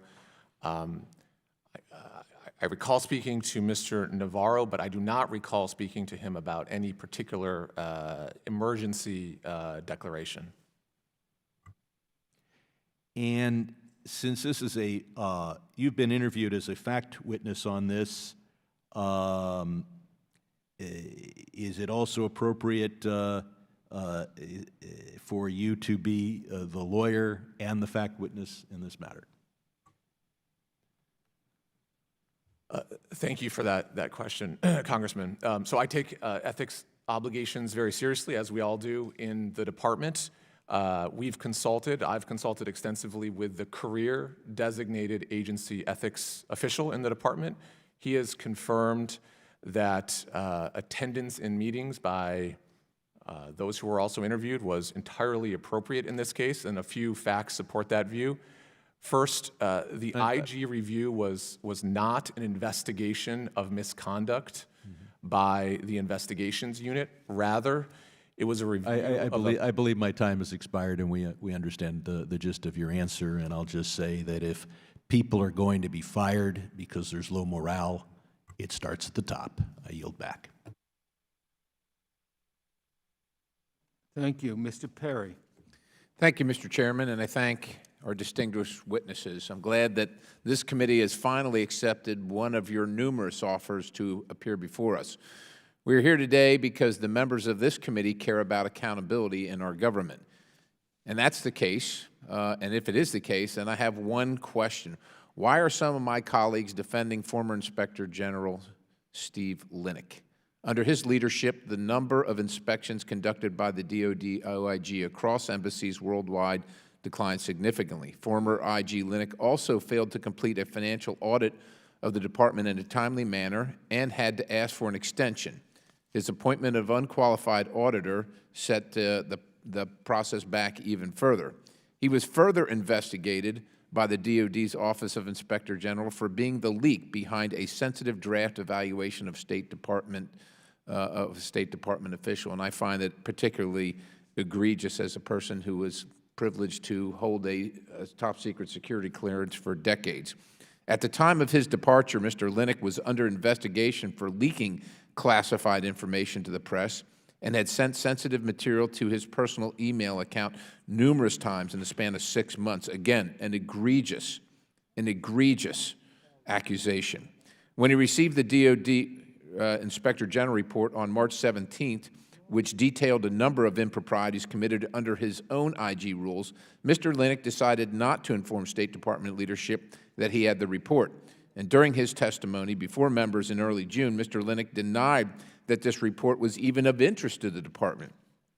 He then went on to make numerous other claims in testimony that would explain why the report wasn't delivered, starting by blaming the department itself and its leadership for failing to follow up on the report's status, to then saying that he preferred to relay the results of the report in person, then to citing COVID-19 for not conveying the report in a timely fashion, to then saying that there was no reason for him to keep the report away from key stakeholders, to finally admitting on pages 124 and 125 of the DoD report that he knew the department leadership wanted the results of the investigation. Mr. Lennox intentionally sat on an IG report. Think about that for a moment. An Inspector General chose to withhold the results of an important investigation that could compromise his reputation and career. The only mistake this president made in firing Steve Lennox was not doing it sooner. Let this hearing serve as yet another example, regrettably so, that demonstrates how the left wastes taxpayer resources. They are willfully defending a former Inspector General in the name of accountability, all the while blatantly ignoring the fact that Mr. Lennox failed to hold himself accountable. There's simply no good reason why Mr. Lennox withheld the DoD Inspector General report instead of providing it to department leadership as he should have. None at all. My colleagues on the other side have made numerous incorrect claims regarding this topic. Unfortunately for them, facts matter. If this committee wants to answer their own question, why did the administration fire the Department Inspector General? I can tell them the answer. Mr. Lennox was a threat to the principle of accountability in government, plain and simple. I commend the President for exercising his authority granted by the U.S. Congress to remove Mr. Lennox from office. The fact that members of this committee would defend Mr. Lennox's conduct runs contrary to our duty to maintain the public trust. I do have one question for Undersecretary Bulatao. Does the IG have the legal right to withhold final internal reports from the department leadership? Congressman Perry, that is why we had asked the IG to refer this matter, investigation on his conduct, to the Integrity Council, because the requirement in the IG Act requires that report to come to the leadership of the department. So the answer is no, it should not, it does not have that authority to withhold that. Does not have the authority, but did withhold it, didn't he? Yes, sir. All right, I yield the balance of my time, Mr. Chairman. Thank you. The gentleman yields his time. Mr. Meeks. Mr. Chairman, let me see if I can get something, understand some things, and I'll ask my questions of Mr. Bulatao. So, did you, Mr. Bulatao, recommend to Mr. Pompeo that Mr. Lennox be fired? Or did Mr. Pompeo then take that to the president? How did you recommend it to Mr. Pompeo? Congressman, I can't speak about my conversations with the secretary. The secretary has already made it known. It was his recommendation to the president to remove the IG. I'm asking about your role. Did you make that recommendation? Or was that recommendation straight from Mr. Pompeo or the president? That recommendation was from the secretary to the president. So you were just instructed to go fire Mr. Lennox?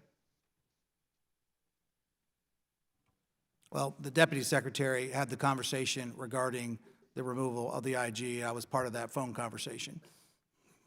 Well, I'm saying you had a meeting with Mr. Lennox, is that not correct? And you fired him on a Friday night in mid-May. That was you, correct? No, sir, that's the point I was trying to make. There was a phone call on May 15th in the evening, in which case the deputy secretary of state notified Mr. Lennox the president had lost confidence in his ability and was removing him from the role of Inspector General at the State Department. I was on that phone call. I then proceeded to provide administrative instructions to Mr. Lennox and let him know that he would receive a letter as soon as we hung up from the White House Personnel Office notifying him of his removal and that he would be placed on 30 days of administrative leave pending the final removal date. So was Mr. Lennox given a reason why he was being fired? Congressman, as I just stated, Mr. Lennox was told Based by... upon what you heard, you were on the phone call, was he given a reason? Yes. He was says he given- asked for a reason. Was he given one? Yes, he was provided the reason that I just stated. Well, he said he wasn't given one, that he was shocked not to get any explanation after 7 years on the job for why he was being fired with no warning. So you're saying Mr. Lennox is a liar? Congressman, what I'm saying is the deputy secretary informed Mr. Lennox, the president, at his authority, his discretion, had lost confidence in his ability and therefore was removing him from the role of IG. That was the reason Well, provided to Mr. Lennox Friday evening on that phone call. See, what confuses me is the fact that 3 days after he was fired, I believe it was you that told the Washington Post that he was fired because of a pattern of unauthorized disclosures or leaks. Was that not you? Did you not inform the Washington Post of that? Congressman, as I laid out in my testimony earlier, there were numerous reasons why I believe personally Sir, no, that I'm asking you, the did you, Inspector General yes or failed no? to perform. Yes I or no, talked about sir. those three Did you core tell areas the where he failed to Washington perform. Post, yes or no? Did you tell the Washington Post that the reason that he was fired was because of a pattern of unauthorized disclosures or leaks? Yes or no? Again, the comments that were made. It's a simple yes or no. I don't, to my Either you recollection, did I or don't, you to my didn't. recollection, recall having a direct conversation with the Washington Post. Well, I'm going to direct you to that Washington Post. Because it seems as though, to me, that Mr. Lennox testified he was not given any information. But now, after I'm reading your testimony today, there's many reasons that are now being given. And I agree with Mr. Sherman in that if it was given because he failed to lead with integrity, then we have to look at the top. And it's evidenced by what's taking place by the number of career diplomats and talent that has left the State Department as a result of Mr. Pompeo and the low morale that's therein. So let me just, one more question. I see I'm running out of time. And I remind you, I understand that you are not under oath, but if you provide false testimony, that would be a federal crime of a false statement. Did Mr. Lennox tell you that he had talked to Siggy and Siggy had informed him that Siggy was not the appropriate body to conduct the investigation into the leaks? Yes or no?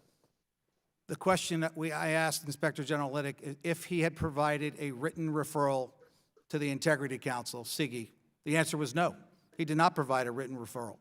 Instead, what he described to SIGI was that the State Department was looking to investigate his office. That is not the instruction we provided Inspector General Lennox. What we said is, we're investigating you, Inspector General Lennox, because of allegations of potential unauthorized disclosures. Later. That's what we had asked him to refer to SIGI. That Your did not letter, happen. sir, your letter, sir, to the State Department says the department only learned months later that the referral wasn't made to SIGI, but to a different IG. Now, again, Mr. Lennox testified that your statement isn't true, and that he told the department at the time that SIGI didn't have jurisdiction, and that he had been advised by SIGI to get another IG's office to do that. Not in violation of anything or anything. It seems to me, sir, that with these multiple after the fact reasons, the insinuations that were made by the chairman of the committee, that could this be a cover-up by the secretary and the president? Because it seems to me, when you look at Webster and the definition of cover-up, is an unusually concerted effort to keep an illegal or unethical act or situation from being made public. And what's taking place in Yemen and the killing of innocent individuals and getting around Congress to get this, to have the sale of someone who is friendly based upon the president's own admission, the crown prince, him and his son-in-law, seems to me, sir, to be leading to an actual cover-up. And the IG was doing his job, and he was being stopped by you, the Secretary of State, and the President of the United States. I yield back my time. The gentleman yields. Mr. Yoho. Thank you, Mr. Chairman, and gentlemen, thank you for being here and your testimony and your patience. Mr. Bulatao, you said in the very beginning the critical role of the IG plays in the executive branch is to shine light on areas that need to be improved and to improve those. And obviously, we all think that's a good thing because we want to get rid of waste, fraud, and abuse. I think we're all in agreement with that. Then you mentioned the three key missions, as Chairman McCall pointed out, mission execution, protect the team, and lead with integrity. Just for the record, for clarity, were those three things upheld by IG Lennox? No, sir. Okay. Mr. Cooper, you said that you weren't sure why he was relieved. Do you feel that IG Lennox lived up to those three mission statements? Based on the information provided here today, no. Okay. Mr. String? Congressman, I believe Undersecretary for Management laid out a comprehensive case as to the failings of the IG on those three metrics. Okay. So for the record, IG Lennox did not meet what he was tasked to do. It has been said in this testimony, Undersecretary Bulatao and Mr. Cooper, that the president has personal, just personal will to remove an IG at will. Is that correct? Everybody's in agreement with that? Yes, sir, it's his authority. It's his authority, Mr. String, and Mr. Cooper, I know you want to say. His executive authority. Okay, at his discretion, right? Does removing an IG due to lack of confidence in that individual constitute an acceptable reason for removal of an IG? Sir, that rationale has been upheld by the courts. Yes, sir. Yes, sir. Okay, so we're all in agreement with that. And that's good because the hypocrisy that we see, or the double standard, when we go back to President Obama, when they removed IG Walpin in 2009, who was investigating, he was the IG for the Corporation for National and Commercial Commerce Services, the federal agency overseeing organizations like AmeriCorps, and AmeriCorps was granted by this agency, or AmeriCorps granted to this nonprofit $850,000, as the IG Walpin went through, it was St. Hope ultimately had to repay $400,000 because what they found out is St. Hope was run by soon-to-be Sacramento Mayor Kevin Johnson, who was a large donor to the Obama administration, and they found that the money had been used, it was supposed to be to help tutor local students, redevelop some buildings, and enhance theater and art programs. Walpin's team found out, however, that the money had been used instead to pad staff salaries, meddle politically in a school board election, and have AmeriCorps members perform personal services for Mr. Johnson, including washing his car, the Journal reported. So when this gets exposed, I think it was Norm Eisen and Mr. Johnson went after this guy and removed him because they said the President Obama did not have his full confidence. So the hypocrisy we're seeing here today is just unconscionable. It amazes me. This committee is supposed to be apolitical, and we pride ourselves on that, but I'm not seeing it. In fact, I haven't seen it this whole year, Mr. Chairman, and it saddens me. And so, with what I've heard from you, the relieving of duty of IG Lennox was more than acceptable. It wasn't President Trump just didn't have confidence in this guy. He failed to meet the required time The period. gentleman finished. The gentleman's time has expired. Thank you, Mr. Chairman, and I yield back. Thank you, gentlemen, and I appreciate the job you do. Thank you, Mr. Yoho. Mr. Deutsch. Thank you, Mr. Chairman. Mr. Bull, can we just confirm it's Bulatao? Okay, thank you. Mr. Bulatao, the committee asked the Inspector General to review the false 2019 emergency that the administration declared to push through that $8 billion in arms sales. And since then, we've learned that the IG's investigative work was largely done by the end of 2019. Inside the department, obviously, the buck stops with Secretary Pompeo, right? He's the one who makes determinations like this about the emergency. Let me just go on, Mr. Bulatao. Mr. Lennox testified that in this inquiry, you, like always, were the gatekeeper for Secretary Pompeo, and that you, as for his testimony, in this case, helped keep the gates shut. He asked in late 2019 for an interview with the Secretary, and you asked Mr. Lennox for the topic areas he wanted to discuss with the Secretary. That's right, isn't it? And what were those specific topics that the IG told you he wanted to discuss? Congressman, as I recall that conversation, I asked the IG, are there any areas I can help you with? It was normal thing I did during our biweekly meetings. And what he responded to me was, yes, there is. We are complete. We have completed our investigation of the Saudi arms sales, except for interviewing the Secretary. Right. And Question to him. Right. So did he give you any information on the topics that he wanted? My question to him was. No, I'm just asking you the question. Did he give you topics that he wanted to discuss with the Secretary? Not at that time. Ever? No, I can tell you the circumstances. Okay. I don't need the whole story. I just want to know what the topics were that he wanted to discuss with the Secretary. He wanted to discuss the policy decisions that went into that decision. Right. Did he want to ask about conflicts of interest in the emergency declaration process? Did he tell you that? What we ended up doing was No, I'm just asking. I don't want to know what you ended up doing. Did he ask you about conflicts of interest? The questions were written down, and we provided answers. No, I understand. I'm asking very specifically, and I'd like you to respond specifically. Did he want to ask about conflicts of interest in the emergency declaration process? I was not involved with those conversations with the Inspector General. That's what I'm trying to tell you. Did he want to ask about Jared Kushner's involvement in the arms sale? Do you know that? Was that made clear to you at any point? I was not involved in conversations with the IG. You had no idea what he wanted to speak to the Secretary about? No, I just told you what he wanted to speak to the Secretary. And there was nothing specific? That's what we were asking. That's the conversation we were having. We were trying to understand that in order to schedule the time.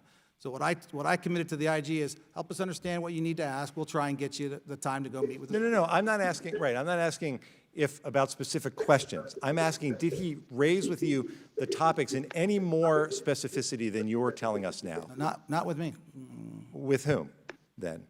I was not involved in any. Was there anyone? The buck stops with the Secretary. You're going to make the determination about whether this interview takes place. So, not with you. Is there anyone that you're aware of that the Inspector General detailed the subject matter that he wanted to discuss with the Secretary? He provided a list of written questions that we then subsequently answered upon getting those questions. Sorry. Mr. Stringer, are you aware of any of the topics that he wanted to discuss? Congressman, as Undersecretary Bulatao. Are you aware of any, are you aware of any of the topics that the Inspector General wanted to discuss? He was focusing on the policy decision. I understand. By the With Secretary. specificity, was there any specificity? Did you want to ask about Secretary Pompeo's knowledge that the Saudis had previously used weapons that the U.S. sold them to commit possible war crimes? Was that something specific that he explained? Congressman, That's just a yes or no. You're getting into some internal deliberative I'm just asking issues about the topics. I'm not asking about deliberations. I'm asking, did the Inspector General tell you or anyone that you're aware of at the State Department that he wanted to discuss with the Secretary of State whether Secretary Pompeo had knowledge that the Saudis had previously used weapons that the U.S. sold to them to commit possible war crimes, or did he want to ask about Jared Kushner's involvement in the arms sales? I'm not worried about deliberations. I want to know whether you were aware of what he wanted to discuss with the Secretary. It's just a yes or no question. It's just a yes or no question. Thank you, Congressman. So you're getting into investigatory questions posed by... No, I'm not. I am not getting into questions. I'm not. I'm asking about topics. There is nothing classified. There is nothing about, I'm not asking about internal deliberations. None of that has anything to do with the Inspector General simply telling you that these are the topics he wanted to discuss with the Secretary of State. And I'm asking you whether he gave you those topics. Congressman, again, he was looking at the policy decision. Did and he the timeline give you, for was there the kind of specificity that I've asked about? That's all I'm asking. It's a yes or no question. Congressman, the questions presented by the IG were focused on the policy deliberation. I understand. I understand. I'm asking, when he came to you, Mr. Bulatao, you're the gatekeeper. When he wanted to meet with the Secretary of State, did he provide to you or to Mr. String or to anyone at the State Department a list of topics that he wanted to discuss with the Secretary? I don't want general policies. I want to know, did he give you any of those specifics? Yes or no? Congressman, my role isn't the gatekeeper. My role is... Yes or no? Is there anyone on this panel who can answer this question? It doesn't seem that difficult. And when all you want to do, Mr. Chairman, when all you want to do is tell me that he wants to talk about policies, guess what? We know that that's what he wanted to talk about. And we're trying to figure out why he wasn't allowed to do it and why he was ultimately fired. And you can't even tell us whether these were the issues that he wanted to talk about. If you're aware that he wanted to talk about policy, then it certainly sounds like you're aware of exactly what those policies were, and Secretary Pompeo deserves to give the American people some answers to these questions and some accountability. And I yield This back. time has expired. Mr. Kinzinger. Thank you, Mr. Chairman. All that time cutting you off, maybe we've gotten the answer that they were looking for. He said, you know, ultimately, Mr. Kinzinger, I was asking a yes or no question. I'm not going to argue with you about it. I'm just making the point that that was about a 3-minute thing, that if they would have been able to develop, maybe you'd have gotten the answer you were looking for. In terms of why we want to ultimately get to why it was fired, I think, sir, you put out a really good reason. And quite honestly, I think, had you not fired him, we may be here at this very moment attacking you for not firing him, for not having everything done on time, and it's the season we're in, and appreciate you all being here. Thank you, Mr. Chairman, for holding this hearing. You know, oversight of the executive branch is something we do. It's core to what we do. And I believe we should be using this precious platform not for politics, but for advancing foreign policy priorities. We have the Russians meddling in yet more European elections, potentially even in ours. Belarus, we have going on. Peace deals being signed. Communist Chinese continue to grossly violate the human rights of the Uyghurs in Hong Kong. Yet we're using this time to debate something that past administrations have done, which is to fire an inspector general for failing to do their job. We need this committee, hopefully maybe after the election, to get back to focusing on big, important things going on around the world. Assistant Secretary Cooper, I want to first start off with the important role that the Political Military Affairs Bureau at the State Department plays in American foreign policy. How do arms sales support our foreign policy priorities, and why is it important that the State Department maintains the authority over arms sales? Thank you, Congressman. And it's not just the authority over arms sales, it's also the authority and the perimeter on Title 22 and Title 10 security assistance. So it's the whole package.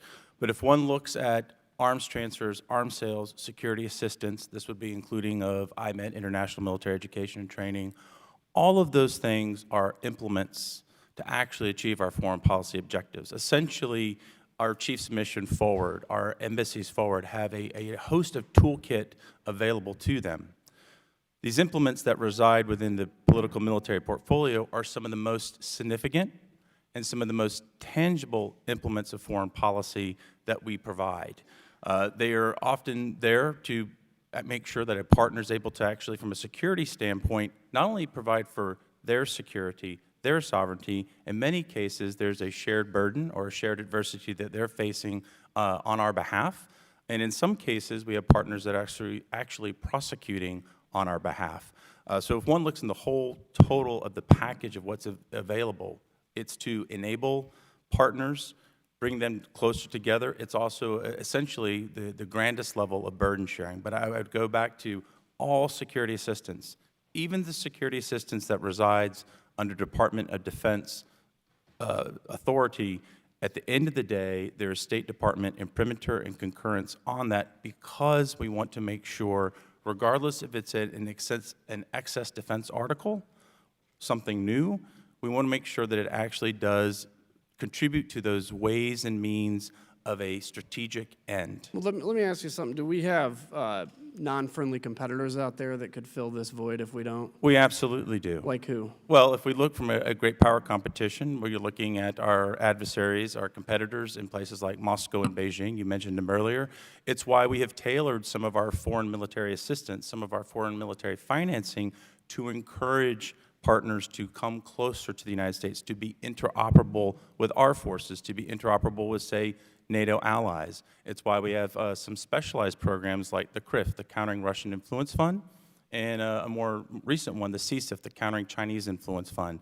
All of these, again, are part of that broader toolkit that we make available to our chiefs of mission. In many cases, there's a suite of these tools that also are tied to arms transfers. Let me ask you also real quickly, when we talk about Yemen real quick, there's been over 200,000 deaths. The UN estimated that nearly 18,000 were combat-related civilian casualties. How have the Houthis, or how has Iran attempted to address non-combat-related death? In an open forum, I can tell you very clearly that there is, as I mentioned in my testimony, there is no compunction. There is no rule of law armed conflict that's being followed by Tehran. There's none of that by the Houthi rebels. If anything, we've seen a direct threat to civilian populace, and that's, again, something I'm happy to talk to in more detail in the classified space. But do know that when we talk about the risk to civilians, the risk to civilian infrastructure, the Houthis, they have no parameters. Excellent. Thank you. I yield back.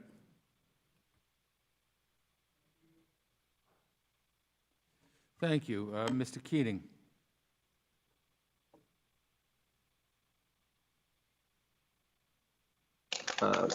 Mr. Chairman, can you hear me? Yes, we can hear you fine. Oh, thank you.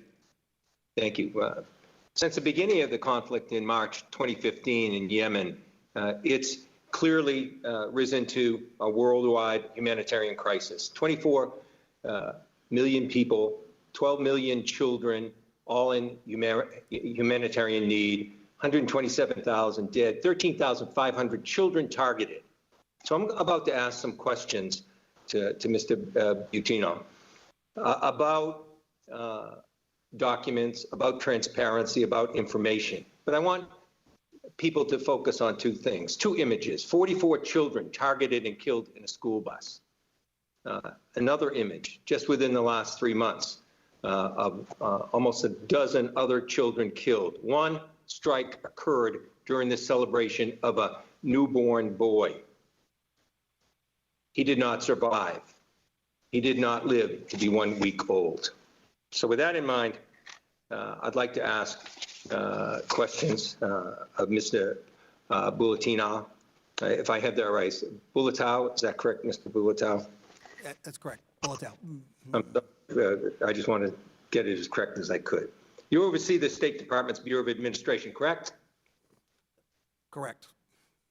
And that, in part, oversees information provided to Congress and our requests, correct? That is part of their scope of responsibilities. Indeed, it includes the Congressional Document Production Unit, correct? Correct. And this was started under the Obama administration after requests and concerns with Benghazi. They reprogrammed $4 million so they'd be able to respond quickly to congressional investigations. And indeed, then Congressman Pompeo, part of the Benghazi committee, saw thousands and thousands of documents produced.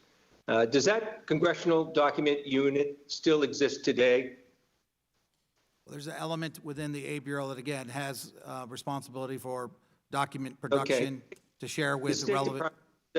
Indeed, the State Department told us that it had spent $8.1 million on this department since it was established. So let's take a second to see what the American people are getting for their money.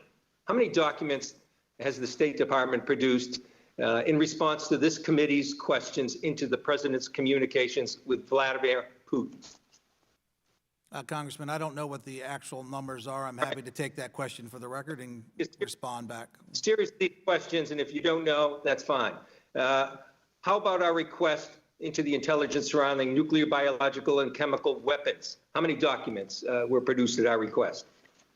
Well, Congressman, again, for specific topics you want, I'm happy to take those questions for the record. All right. How many documents did the department produce pursuant to a subpoena issued around the delay in arms production for Ukraine suffering under Russian aggression?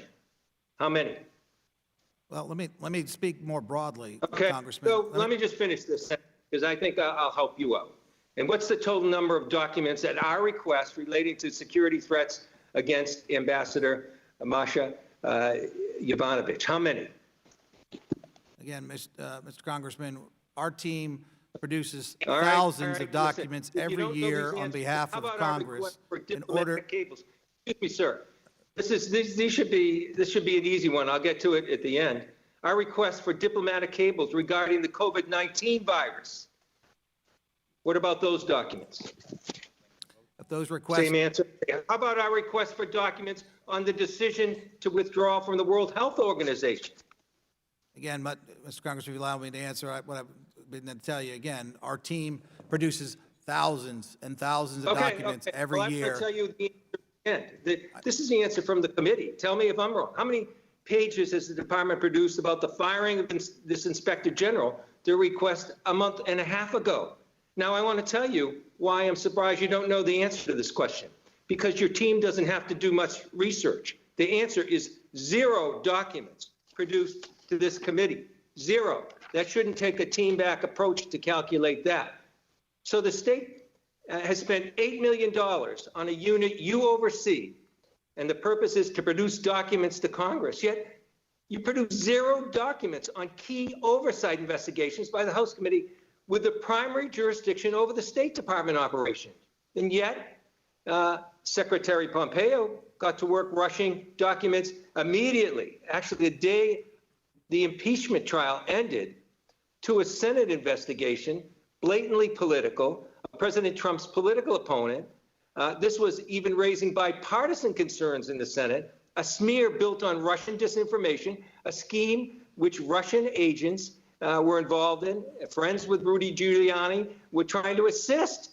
And how many pages for that investigation? I don't think you'll know the answer to this, so I'll give it to you. Your team could do some work and find this, because the answer's now up to over 16,000 pages for that. 0 for all our requests as a committee. And this committee has made it clear. We're not going to stand for the Secretary of State, Secretary Pompeo, which is staffed by, overseeing a staff of dedicated, partisan professionals to become used for campaign Gentleman's purposes. time has expired. Mr. All right, Mr. Chairman, I'll ask unanimous consent to place the rest of my statement in order and ask Mr. Bulatao how the irony occurs that you fired Mr. Lennox for not providing information, yet you're not providing core information. And indeed, sir, under that criterion you establish, you should be fired yourself. I yield back. Has expired. Mr. Zeldin.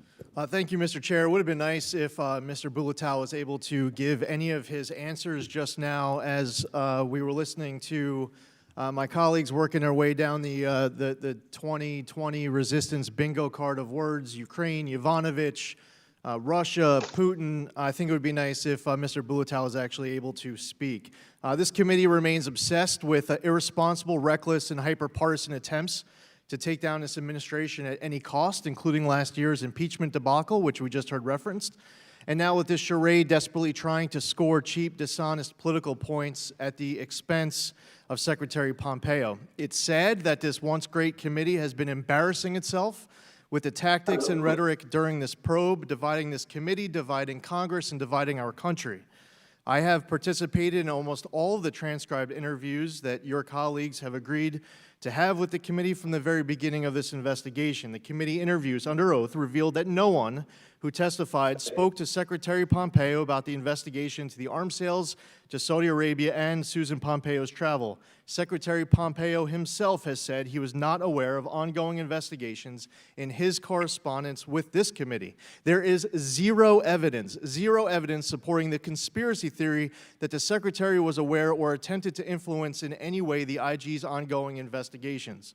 Mr. Bulatao's opening statement clearly lays out the poor job IG Lennox had done in investigating the Brian Hook leak.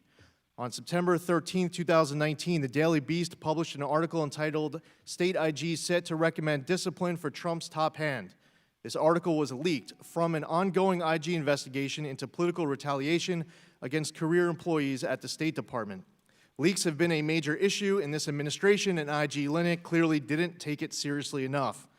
Mr. Lennox exhibited inappropriate behavior under his own IG rules when he purposefully withheld the IG's report investigating a leak into his office from the department for inconsistent reasons. First, he said that he didn't share it with the department because no one followed up. Then he said he didn't share it with the department because he wanted to tell Deputy Secretary Bagan in person.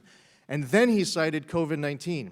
As Mr. Bulatao lays out in his opening statement, Mr. Lennox failed to carry out the core mission of the IG. According to IG Lennox, he had asked the former DOD Inspector General to conduct an internal investigation after being told by the Council on Inspector General on Integrity and Efficiency and two other IG offices that they could not conduct the investigation. It seems to me that if there is an investigation into an IG's office, that IG shouldn't be the one shopping around for someone to investigate their office. When the report was finalized, Mr. Bulatao, did Mr. Lennox send you a copy of it as you requested? No, he did not. Did you ever speak to Secretary Pompeo about the IG's ongoing investigations? No, I did not. Bottom line, it was not possible for Secretary Pompeo to fire Mr. Lennox because of the ongoing investigation, since he had no knowledge of this work by the IG. As you lay out in your testimony, Mr. Bulatao, there are numerous reasons you recommended firing Mr. Lennox. And again, it's appropriate to reiterate that the President has the authority to hire and fire appointed personnel. This whole House Foreign Affairs Committee investigation has been nothing more than a fishing expedition, and the Democrats are still sitting here today with nothing at the end of their hook. I appreciate all the witnesses for being here to testify today. I hope after today this issue is finally closed. And no, as far as calling on Secretary Pompeo to resign, I actually think it would be fantastic to sit here and say, thank you, Secretary Pompeo, for all of the progress. It was yesterday's announcement It was killing Qassem Soleimani, killing Abu Bakr al-Baghdadi, eliminating the ISIS caliphate, moving the embassy in Israel to Jerusalem, recognizing Israeli sovereignty over the Golan Heights, withdrawing from the fatally flawed Iran nuclear deal, getting the Taylor Force Act signed into law. That's just the Middle East, and that's just a recap of some of it. I do not want to see Secretary Pompeo fired. I want to say thank you, Secretary Pompeo, and to all of you. I wish that you weren't here so you could go back and just do your darn jobs, making America greater than ever. I yield back. Gentleman yields back. Mr. Barra. Thank you, Mr. Chairman. You know, it is pretty rich to hear my Republican colleagues, talk about this, but, I appreciate the fact that, I heard Mr.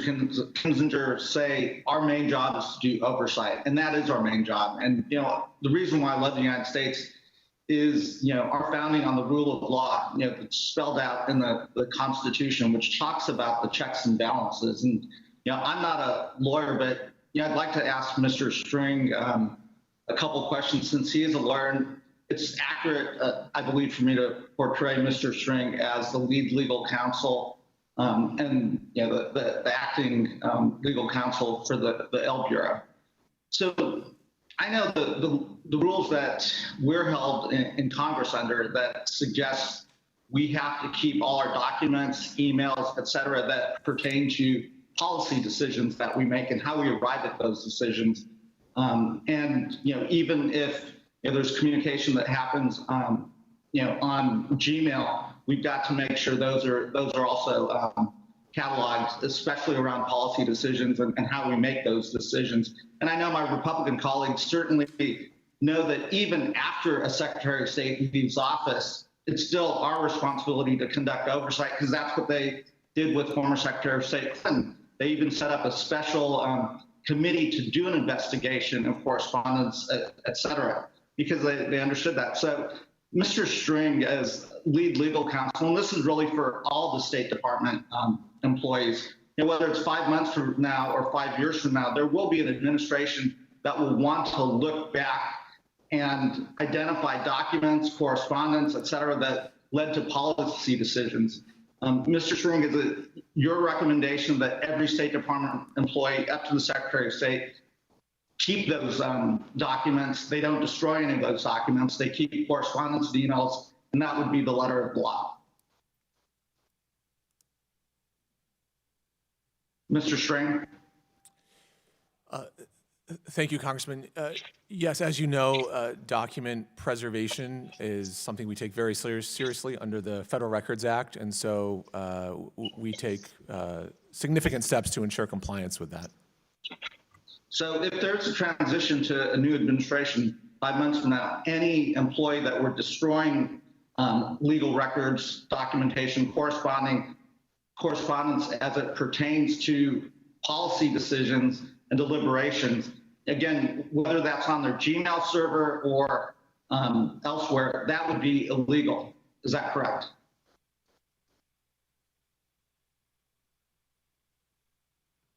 Mr. String. Thank you for the question, Congressman. So destruction of documents would not be something that would be consistent with the Federal Records Act. I guess let me clarify. Would it be illegal to destroy documents? To destroy federal records that were required to be preserved under the Federal Records Act, that would be inconsistent with the law. Okay. So again, just a message to any State Department employees, oversight doesn't stop when an administration leaves. We will continue to conduct oversight. We will continue to look into how decisions were arrived to better understand those decisions. Hopefully there's nothing there. But the fact that we haven't been able to get the administration to work with us to talk about, the rationale behind going around Congress for the Saudi arms sales, who approved and wrote those decisions, who cleared those decisions, that's something legitimately, if we have an administration that's willing to cooperate with us, we can go back and look at. And again, for every State Department employee, we just heard from lead legal counsel that says any destruction of documents, any destruction of correspondence, even if it's on your personal Gmail server or Gmail account, would be considered illegal. And, we certainly will be looking into that. And that is a concern. I am out of time, so again, I will yield that back to the chairman. Gentleman yields back. Ms. Titus.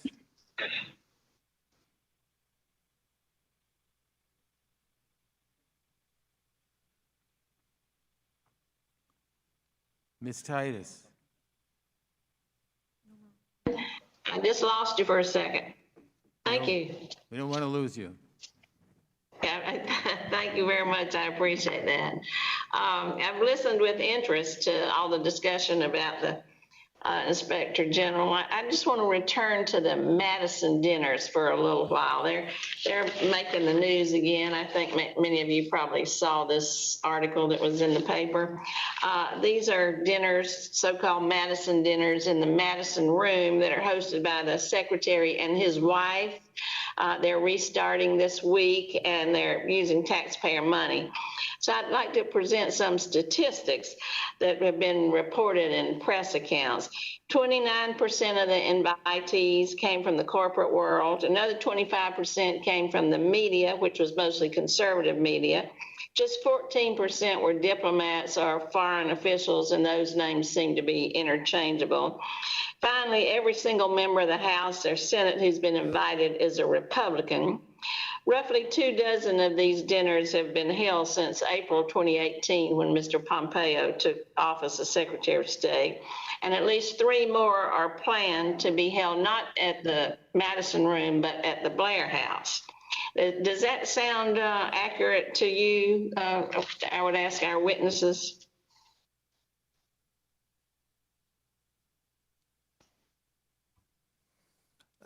Congresswoman, I don't have access, or nor do I am involved in any of the invitations or the execution of the Madison Dinners. And I believe that may be the point. But we don't have any indication that Democratic members have ever attended these, and we've been hearing about how foreign policy is not supposed to be political. Politics, partisan politics, stop at the country's border, at the water's edge. How many times we've heard that?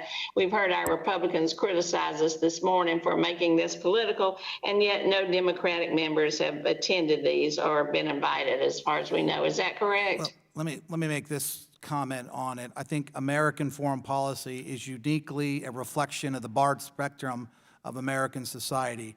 Secretary Pompeo recognizes the strongest foreign policy. Yes or no? I'm sorry. Yes or no? Any Democrats have been at these dinners that are supposed to be about foreign policy? Again, I think the answer is no. Congresswoman, I don't have that answer because I'm not involved in the Madison Dinners. Okay. Well, is anybody there at the table involved in these dinners? Apparently not. So. No, ma'am. Okay. Well, we had Tony Porter before this committee, and she was involved in the dinners. She was the former person who planned fundraisers for Mr. Pompeo's campaigns, and now she plans these Madison dinners. Her recollection is that aside from Mr. Pompeo himself, there were no State Department diplomats or foreign experts at any of these dinners. She said usually it's just herself and a protocol officer, and they set up the dinner, but they didn't go behind the closed doors. However, it did take a lot of foreign State Department staff, because you had caterers, security officers, facilities management to set these up. So it took a lot of time and effort, and many of the, talking about morale, many of the people at the State Department didn't think this was an appropriate use of their time. Who did attend these dinners, however, was Mrs. Pompeo, and I believe you know the answer to this, even though you weren't involved. She is not a State Department employee. Is that correct? Mrs. Pompeo is not a State Department employee, but as the spouse of the Secretary, she is involved in many official functions and representational events. Email. Is that correct? I couldn't hear your question, Congresswoman. Could you please repeat it? I said, even though she is not a member of the State Department, not an employee of the State Department, she had all of the information from the people who attended these dinners sent to her personal email. Was that, maybe that was for a Christmas card list or something? I don't know. Is that correct? Congresswoman, it would not be as the host, as part of the host team for a representational event for Mrs. Pompeo attending that event with the secretary to know who was going to be at any event. So all events like that, in terms of representational, whether they're domestic or overseas, it would be appropriate to send the list of attendees there. Even though she's not an employee and we don't know what information was included that was sent to her besides addresses and names to put in her personal Rolodex, perhaps to use for a future political campaign for Mr. Pompeo. But don't you think it's a little odd that we also heard that no information was prepared for Mr. Pompeo for these dinners, no briefings, no facts, no figures, nothing to use to explain State Department's work or what they were doing in a particular country, which was allegedly the function of these dinners.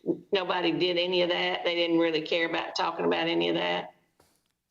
Congresswoman. You think that's appropriate? Don't you think that's a little odd? The secretary is well-versed on a multitude of foreign policy issues. That's his job as our lead diplomat. I believe these events are a valuable opportunity to educate disparate elements of our society about current foreign policy issues and to introduce foreign diplomats to Americans. I think they serve a useful function. Gentlewoman's time is expired. Especially for movie stars and press and all that. But let us also remember, and I'll yield back just a second, Mr. Chairman, these dinners are paid for by taxpayers. They pay for these dinners. And yet I wonder what taxpayers' benefit is from these dinners hosted for Mr. Pompeo and Mrs. Pompeo to make political contacts for their future. And when they were looked into, shortly thereafter, that's when the firing of this Inspector General occurred. I yield back. Thank you. Mr. Cicilline. Thank you, Mr. Chairman. The chairman in his opening statement laid out a pattern of corruption, nepotism, and mismanagement occurring at the Trump State Department. And as I was listening, it seemed more like examples from dictatorships around the world that our country has a history of condemning. And in the face of staggering evidence of misconduct and lawlessness, it's important we take a moment to applaud the men and women at the State Department who continue to serve as this administration erodes our standing in the world, works around enacted legislation to sell arms to Saudi Arabia, or fires those brave enough to investigate their wrongdoing. So, Secretary Bulatao, I want to begin with you. I want to ask you some statements Secretary Pompeo made. When the Secretary was asked about whether he knew the fired Inspector General was investigating him, he claimed that he had no knowledge of this. Here's what he told the Washington Post. "It's not possible. My recommendation to the President was based on any effort to retaliate for any investigation that was going on or is currently going on, because I simply don't know. I'm not briefed on it, so it's simply not possible for this to be an act of retaliation." End of story. That was the end of his quote. That wasn't true, was it? Because there were two investigations the IG was doing of the Secretary. One involved his role in bypassing a congressional prohibition on arms sales to Saudi Arabia.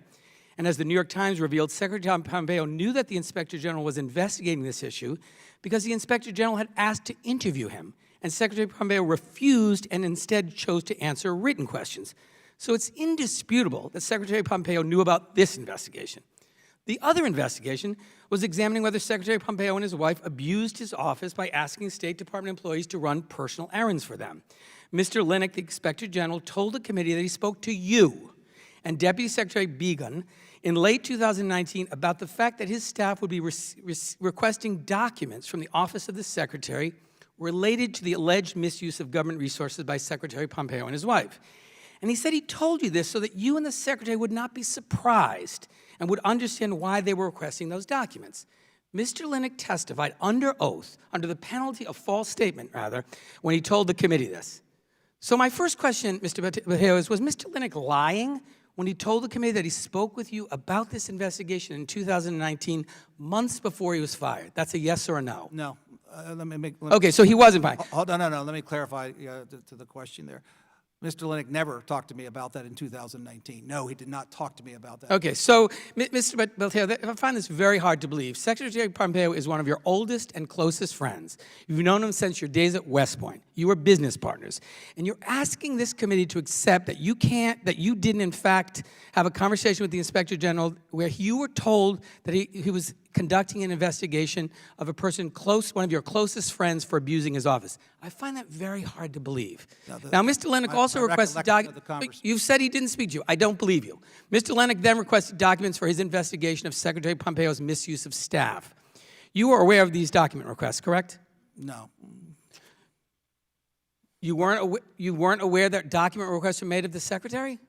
No. What I was aware of was that the Inspector General was conducting a preliminary inquiry on Okay, so travel. change the word. Preliminary inquiry, which is another word for investigation of the secretary, correct? No, the topic that I was informed of, and I received an email from the IG's office, is they were conducting a preliminary inquiry on official travel.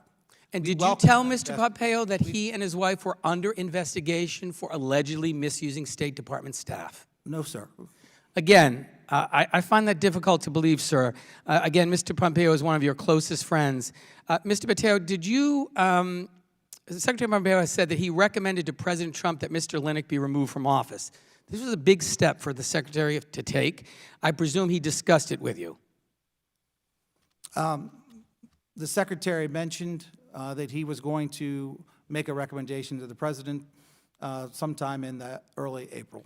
And I presume, Mr. Bulatao, that when he made when you had that conversation with Secretary Pompeo, you must have thought to yourself, oh my goodness, this will look bad. If you fire an inspector general who's investigating you and your wife for misconduct, it will look bad. And you must have given him some advice, or at least told him about that.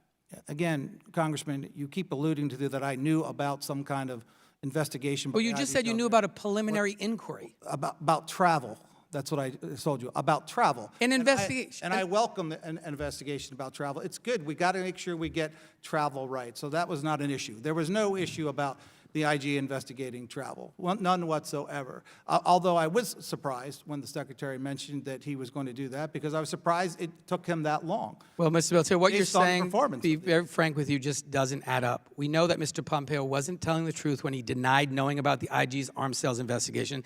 I think he's also misleading the public when he denies knowing about the investigation of his misuse of State Department employees. That you're calling the just as he secretary tried a to liar. obfuscate the reasons around Mr. Lennox firing and stymie everyone except his best friend from coming forward, coming to Congress to tell us what happened. And with that, Mr. Chairman, I yield back.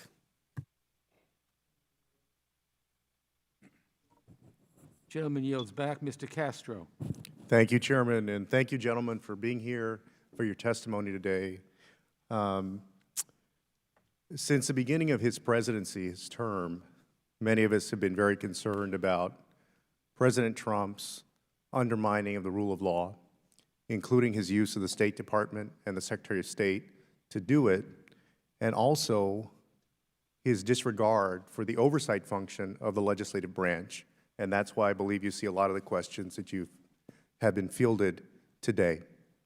And you all made the point that one of your chief complaints with Inspector General Lennox was that he was not providing you the information that you needed to do your jobs. I am saying that you all so far are not providing us the information that we need to do our jobs. And in so doing, are probably permanently changing the balance of power between the executive branch and the legislative branch by bearing everything in either disregard or forcing everything to go to court. So I sent a letter to the department on August 25th raising a number of questions regarding the use of department resources to facilitate the Secretary's speech to the RNC, including on issues that are directly under your purview, Mr. Bulatao, such as the use of staff on official time for that purpose. And I have yet to get answers from the department. I want to ask you today whether you'll commit to this committee that you will provide answers to those questions and provide a full accounting of the expenses incurred during the Secretary's travel to Israel. Now, before you answer, I want to say this. If you have nothing to hide, why don't you all provide us the information that we're looking for? If it's clear that nothing was done wrong, why not send over the documents that we've requested? Again, this is consistent with a string of what I would consider an abuse of ignoring the legislative branch. And the temptation then is the next time you get either a Republican or a Democratic president, that the executive branch is going to issue the same abuses. And also, before you answer the question, please know that I am requesting two things. Number one, that whatever documents pertaining to that inquiry exist, that they be protected and not destroyed at any time. And secondly, if we don't wrap this investigation up, because I am chair of the Subcommittee of Oversight Investigations for this committee, I am going to ask this committee to make sure that those investigations continue past November and past January. With that, please. Congressman Castro, again, we take very serious the role of oversight for this committee. I will work with our legislative affairs team to understand where the status of that document request is. I will also note that the Secretary of State himself made known that his remarks were in no way used any resources from the department. It was in his personal capacity, and no resources from the department were used in him making those remarks. But I will follow up and understand where that document request is, and we'll continue to work to comply with our oversight requirement. And I understand that he issued that statement, and I respect that statement. But as you know, this is not just about one person's word. We're entitled to engage in an oversight function, and we have not been provided the documents and the resources that we need to do our jobs. So I'm asking you, please, give us what we need. All right?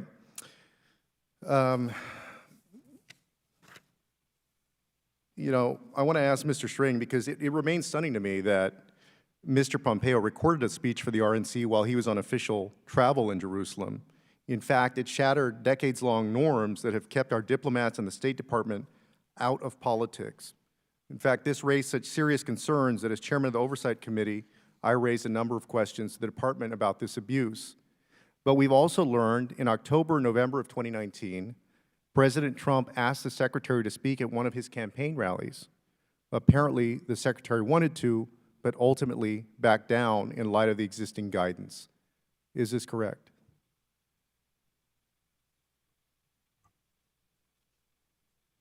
Congressman, thank you for the question, and I'll echo what the Undersecretary said about our commitment to responding to the committee's requests. So as I recall, there was a period in 2019 when that issue that you raised came up and it was reviewed. So the issue did arise. That request was made by the President to the Secretary of State. I don't know the details of it, Congressman. My recollection is that it was an issue. Okay. With that, I am out of time. I yield back. Thank you, gentlemen, for your testimony. Thank you. Mr. Liu. Thank you, Mr. Chair. I have criticized both the Obama and Trump administrations for supporting a Saudi-led military coalition that has committed multiple war crimes in Yemen. This is not a partisan issue. It's a moral issue and a criminality issue. I previously served on active duty in the military as a JAV, and one of my responsibilities was to advise commanders on a law of armed conflict. It's clear to me that officials in the State Department and the Department of Defense have potential legal liability for aiding and abetting war crimes. That's one reason that in December 2016, the Obama administration halted a shipment of precision-guided munitions to Saudi Arabia because they realized the Saudis were using these very precise weapons to precisely target and kill civilians at funerals, wedding parties, civilian marketplaces, hospitals, and recently a school bus filled with children. Unfortunately, the Trump administration reversed this sale, and these are the kinds of weapons being used in war crimes that Mr. Cooper and Mr. String worked so hard to let Secretary Pompeo and Donald Trump bypass congressional oversight. And now we learned this past Monday, the New York Times has confirmed what some of us were told, that in 2016, State Department lawyers wrote a memo that concluded, quote, American officials could plausibly be charged with war crimes, unquote. So, Mr. String, I've been asking for a copy of this memo for years. Let me ask you, have you read that 2016 memo?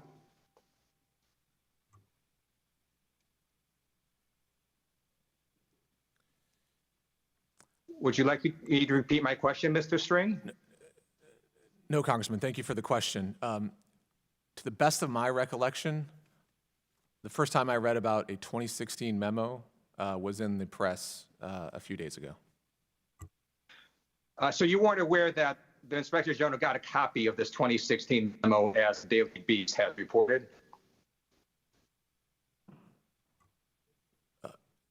Congressman, in 2016, it was obviously under the previous administration, so I was not in the State Department at that point. To the best of my recollection, again, I don't recall hearing about a 2016 memo until I read it in the press. Okay. Mr. Bulatao, were you aware of this 2016 memo? Again, I was confirmed as the Undersecretary May of 19, and I'm not aware of this 2016 memo. Okay, and Mr. Cooper, the New York Times reported that some of the folks in the Political and Military Bureau had already seen this memo. Had you seen this memo?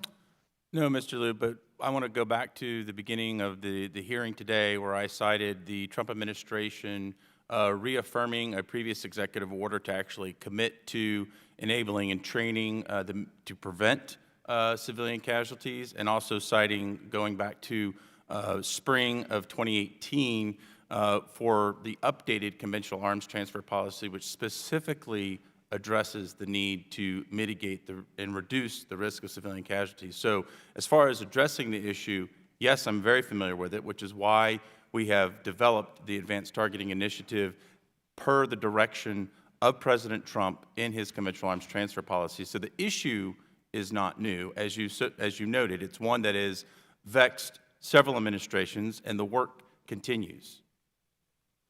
Thank you. First of all, I thank you for those efforts. I know that since the spring of 2018, it actually hasn't worked because that school bus filled with children was very precisely struck by precision-guided munition. Now, I have a question related to what the OIG also said. The OIG found that the State Department failed to fully assess risks and implement mitigation measures to reduce civilian casualties and legal concerns associated with the transfer of precision-guided munitions included in the Secretary's May 2019 emergency certification. Do you agree with the OIG's findings? And if you don't, why not? What I said we agreed to is that more could be done. There certainly had been assessment to that point. In fact, let me remind the committee that before the emergency certification process and decision point, the work on all these cases, the interagency assessment on the applicability, the requirements that were needed for our partners in Saudi Arabia, in the United Emirates, and in Jordan had been addressed and had been notified to Congress. Thank you. What I added is that the work, there's additional work that needs to be done, Mr. Liu. Please read the memo, all three witnesses. Please read that 2016 memo. And the second request is please give Congress a copy of that memo.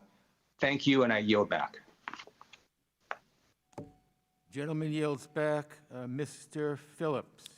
Thank you, Mr. Chairman, and to our witnesses, thank you for being with us today. I'd like to speak about Secretary Pompeo's senior advisor, Tony Porter, who voluntarily sat for a transcribed interview before this committee and answered our questions about the Secretary's misuse of official resources, a topic about which she also spoke to the IG about. Mr. Bulatao, how long have you known Ms. Porter, and what are her official duties?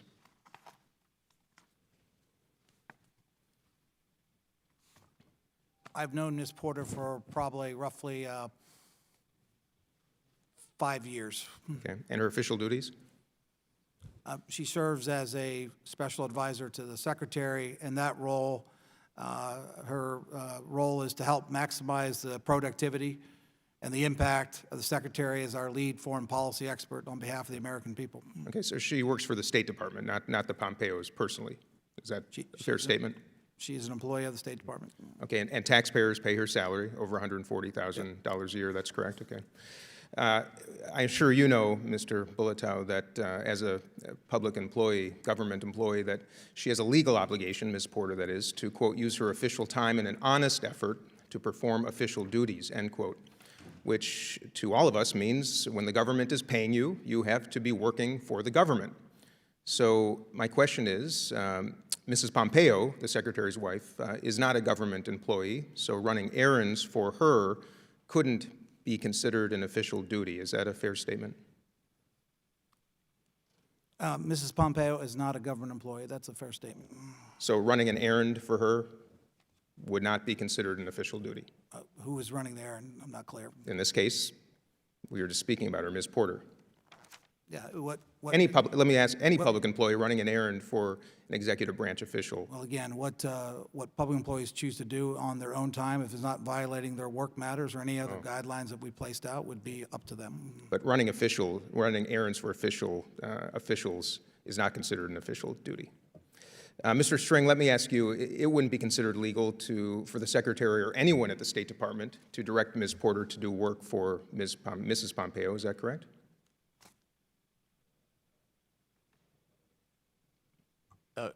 Would it be legal for the Secretary or anyone else at the State Department to direct Ms. Porter to do work for Susan Pompeo? You're asking a hypothetical question? No, I haven't just a yes or no question. Well, I haven't reviewed the transcript, and I think it would. I'm not asking about the depend on a lot of transcript. factors. Is it legal for the Secretary or anyone at the State Department to direct Ms. Porter to do work for Susan Pompeo? Plain and simple, yes or no? This is not a hard question.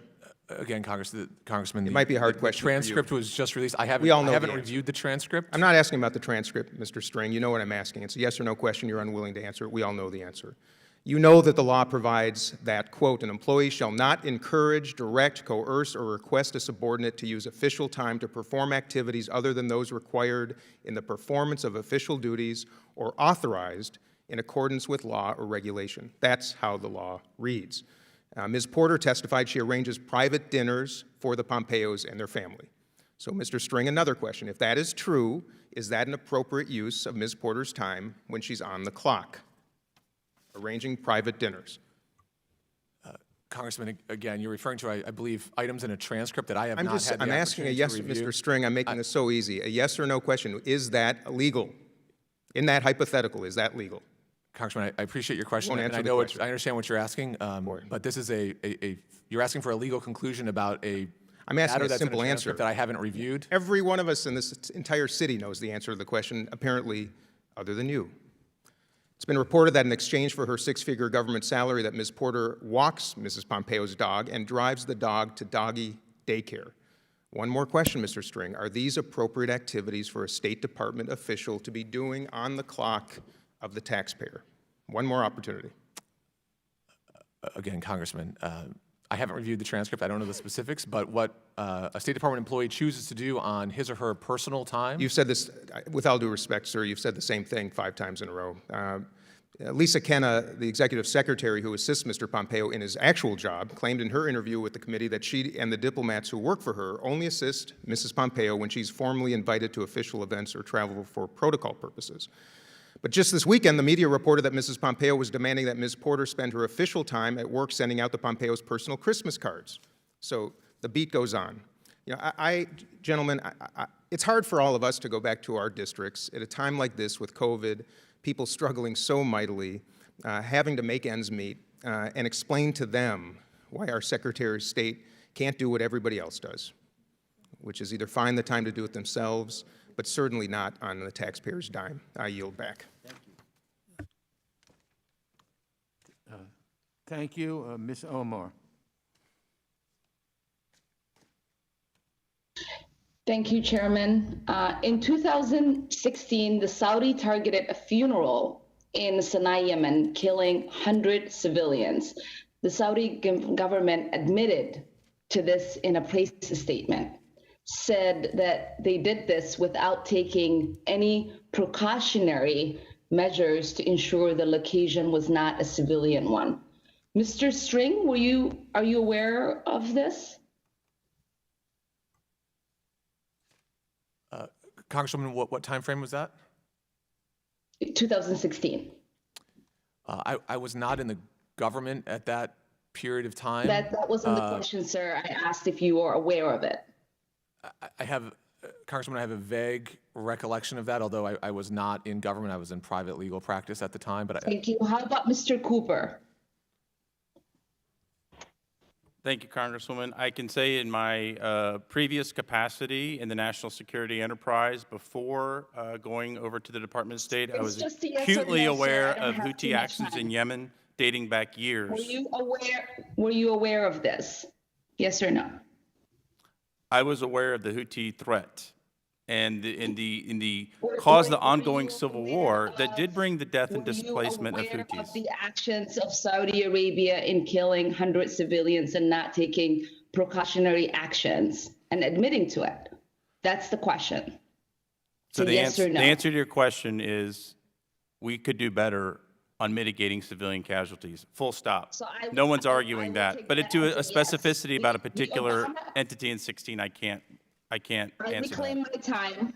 The Obama administration suspended sales of certain weapons, including precautionary guided missiles, because they were afraid that this hardware would be used to kill civilians. In 2017, the Trump administration decided to reassume the arms sales.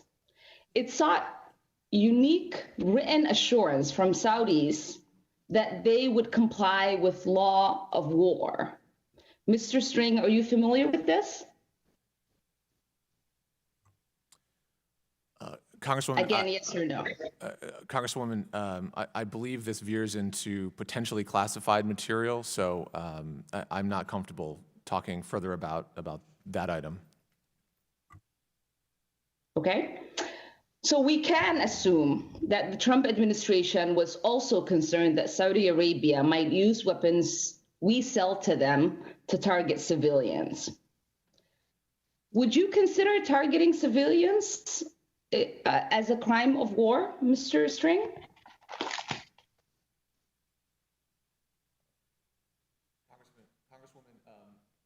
Congresswoman, the specific targeting and intentional targeting of civilians would be very concerning. Concerning or a crime of war? I'm confused. If there was specific intent to target non-combatants, that would be inconsistent with a variety of laws. So it seems odd that we should seek those kind of assurances in making sure that they weren't targeting civilians, but we are still selling weapons to them that they are confessing to have used to commit such crimes. Mr. String, can you give me another specific example where we sought such assurances? As a general matter, Congresswoman, we seek assurances from partners for a variety of reasons around the world, and I can say that we are aware of the issues that you raise. We take the issues very seriously. It's not just at the State Department. It's an interagency issue, and I can assure you that the U.S. government is focused on continuously and comprehensively addressing these issues through a variety of the training measures that Assistant Secretary Cooper mentioned earlier, including training and other forms of assistance. All right. So with all of that, on June 11th, 2018, the Saudi coalition targeted and destroyed Doctors Without Borders treatment facility in Yemen. And on August 9th, 2018, using weapons from the United States that we sold to them, the Saudis targeted a school bus in northern Yemen, killing dozens of children. In 2018, June of 2018, Senator Menendez had put a hold on certain future arms sales to Saudi Arabia because of these concerns of targeting civilian casualties. Chairman Engel did the same thing. Are you aware of this, Mr. String? And do you think these were legitimate concerns? Just so I understand, Congresswoman, are you asking whether I was aware of the concerns expressed by some members of Congress? Yes, and the fact that the Saudis targeted and destroyed the Doctors Without Borders and targeted the school bus. Congresswoman, yes, to my recollection, I was aware of concerns at that time. The gentlewoman's time has expired. Mr. Chairman, would it be possible to take a 5-minute health break? We've been at this for about 3 hours. Quick 5-minute restroom break. Certainly, for 5 minutes. Thanks. Yeah, I think we have votes coming, so that's why we want to speed it up. Okay. We want to try to get through the whole thing before the votes, but 5 minutes recess.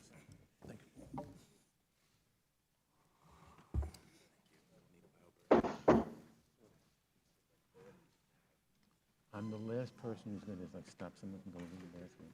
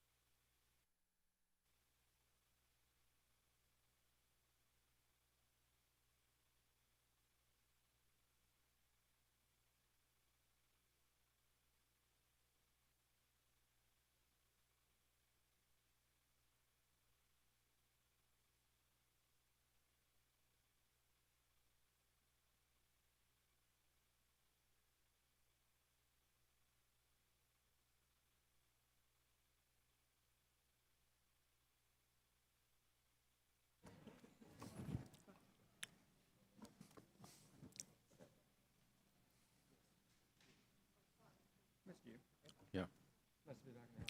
Okay, we'll continue. Mr. Connolly. Thank you very much, Mr. Chairman, and thank you to our panelists for being here. I had a long, convoluted markup. That's why I've been coming back and forth. I chair the Government Operations Subcommittee, which has jurisdiction over inspectors general.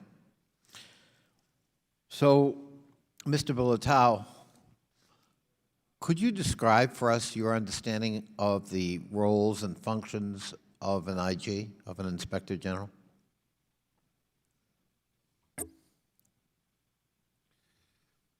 The inspector general reports to the head of the agency. It is under their direct supervision, according to the IG Act.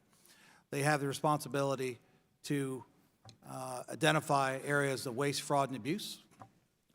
They have the mission to conduct independent audits, to conduct inspections, and to conduct investigations. And they have a strong commitment to be independent of any inappropriate influence, whether that influence is coming from within their agency or from Congress or from any other place. There is a commitment to be independent from inappropriate influence.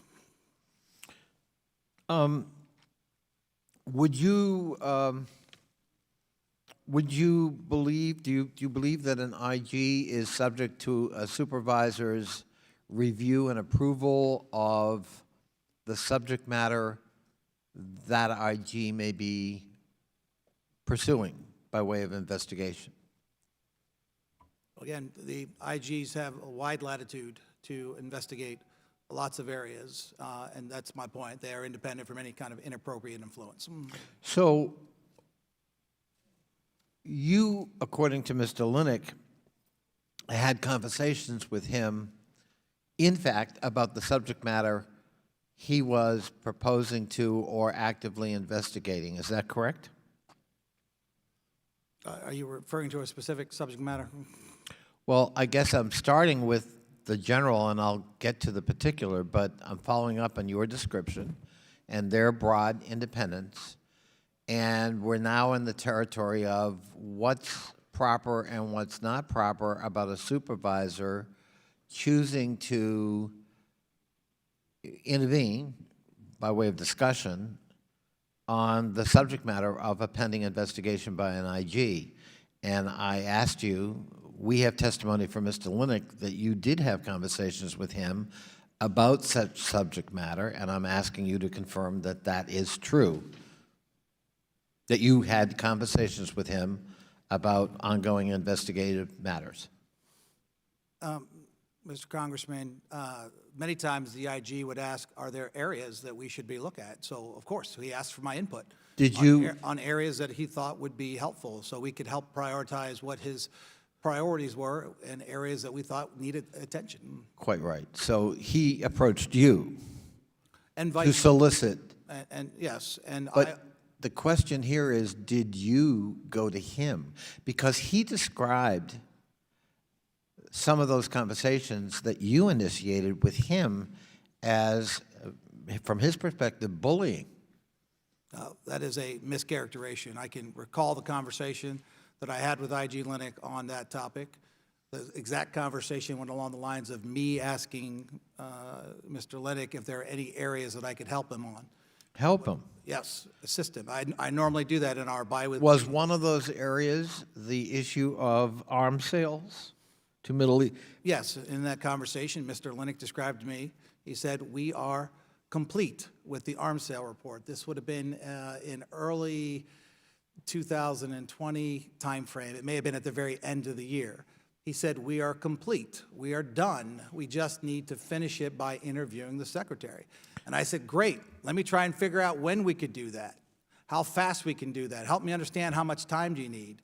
Because the secretary is getting ready to go out of town. He's going to be traveling for multiple weeks straight. So my endeavor was to help the IG complete whatever he needed on the arms sale. That was the first time I was made aware that there was any such inspection ongoing, was in January or the end of 2019, early 2020. So just to be clear on the record, because my time is running out, under oath, it is your testimony that you never bullied Mr. Lennox or sought to bully him with respect to any ongoing investigation. Is that correct? That's correct. If asking questions is bullying, then there's no bullying going on. So stipulated. And that you did not seek to derail or suppress or influence in any undue way an investigation with respect to arms sales in the Middle East that Mr. Lennox was conducting or had completed. In fact, it is your testimony, not only did you not do that, you sought to facilitate his access to the Secretary of State in order to put the final touches on that report. Is that correct? Well, that's correct. And even in the IG's testimony, he says, no, Undersecretary did not try and stop me from this work. He said it several times. He said it on his testimony on page 206, and he said it on page 208. My time is up. The gentleman's time has expired. Ms. Wild. Thank you, Mr. Chairman. I'd like to direct my questions to Mr. Bulatao. And my predicate for my questions is primarily going to be the affidavit of Ambassador Stephen Ackard, which I'm not going to go through the contents of that in detail. I think we've all seen it and know what's in there. But it's worth noting that Mr. Ackard's appointment was first announced right after Mr. Lennox was fired, but he resigned only a few months later, meaning Mr. Ackard resigned only a few months later in August after being forced to recuse himself from involvement in the arms sales matter and the investigation into the Pompeo's misuse of resources. So my first question to you is, who suggested that Ambassador Ackard should be the one to replace Mr. Lennox?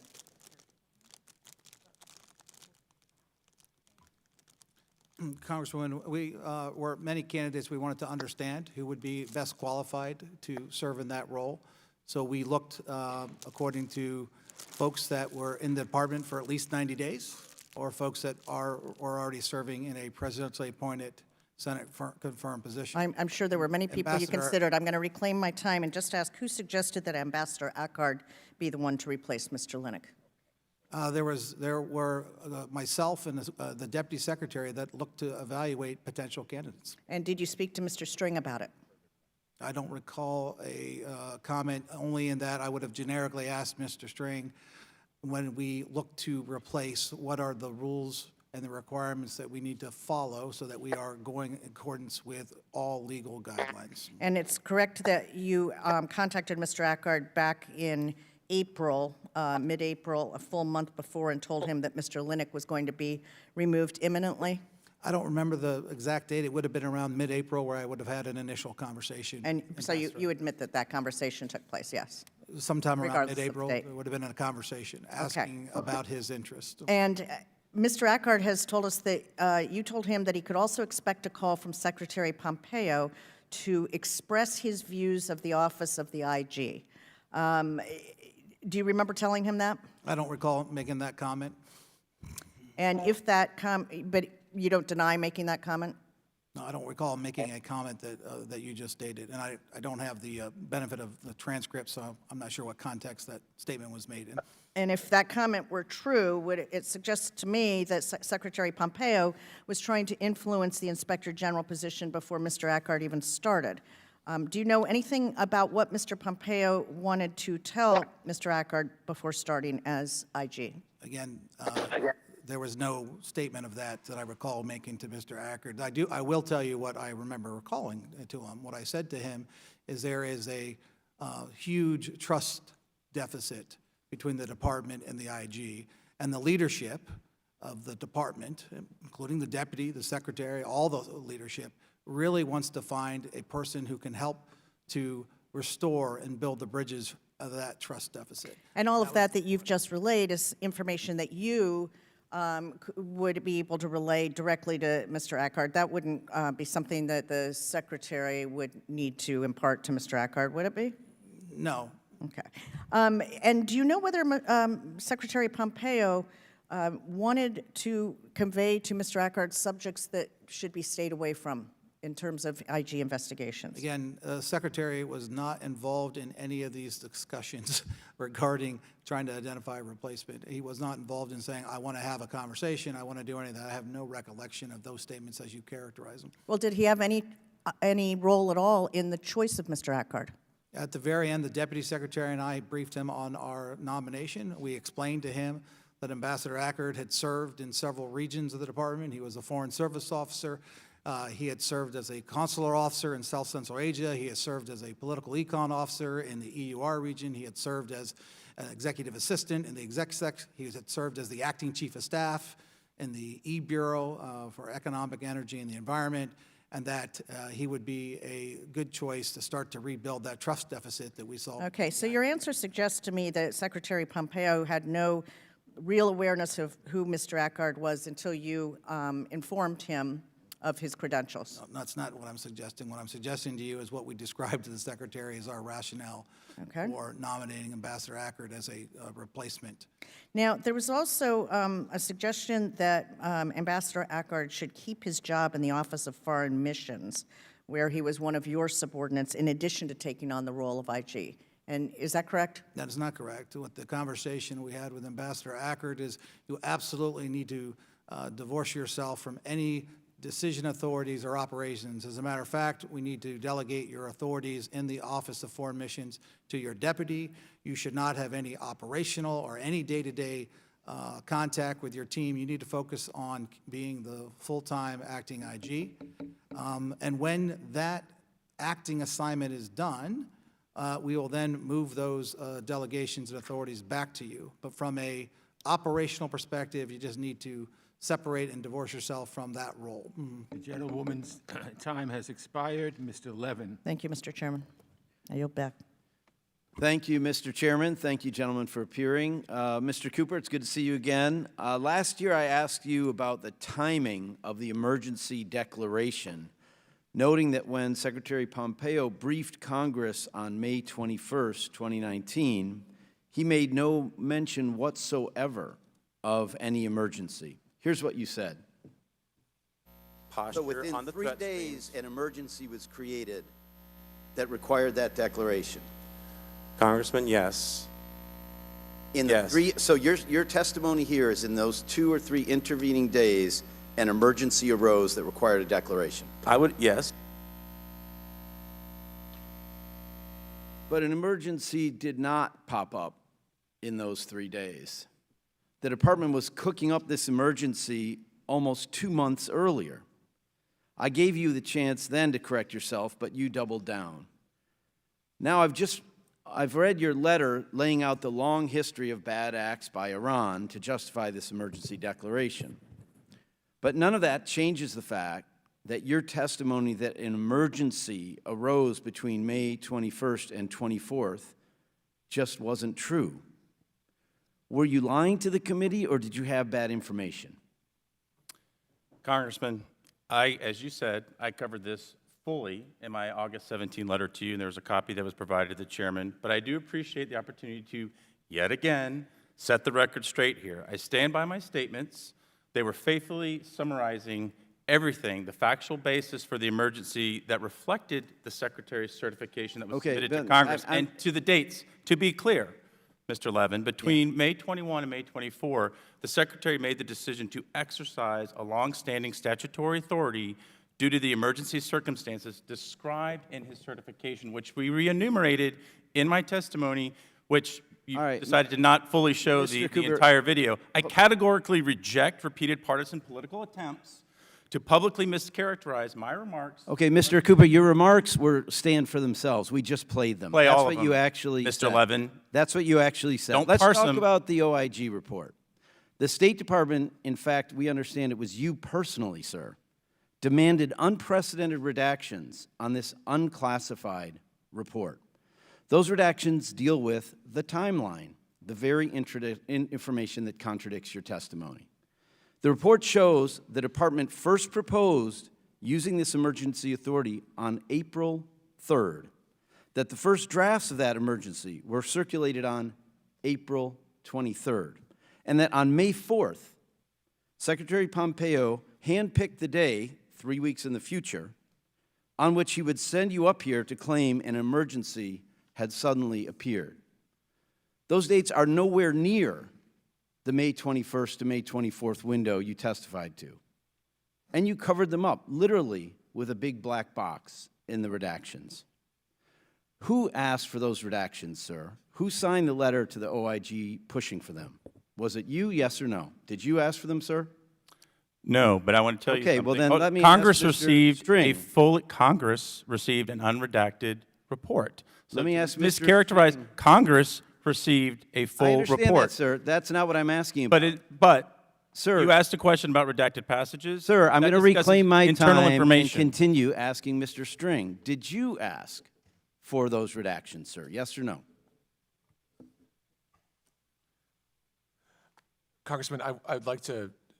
I'm going to ask you to answer the question, sir. Did you, it's not a complicated matter. Did you ask for those redactions? The unclassified report that was provided to Congress, as I understand it, was fully non-redacted. The public report. But the elected representatives Who asked of for the the, American who asked people- for the redactions in the report that was public? Well, the elected representatives. of Okay, the you're not American going to people- answer the question. Mr. String, did anyone in your office tell Mr. Cooper that he might have an ethics problem if he pushed to redact in this report? If he pushed to redact the timelines which contradicted his testimony to the Congress?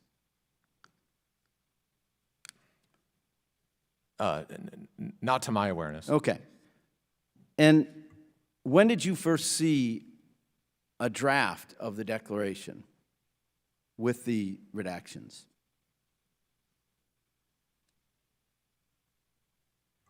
Just a clarifying question. The declaration. Well, let me ask Mr. Cooper. What is the first day that you learned an emergency would be certified on to Congress on May 24th? Was it that first day? Was it April 3rd? Was it April 4th? What was the first day that you learned of this? Congressman, first of all, I was confirmed by the Senate April 30th. I was serving an additional capacity in the national security enterprise earlier in April, not at the State Department.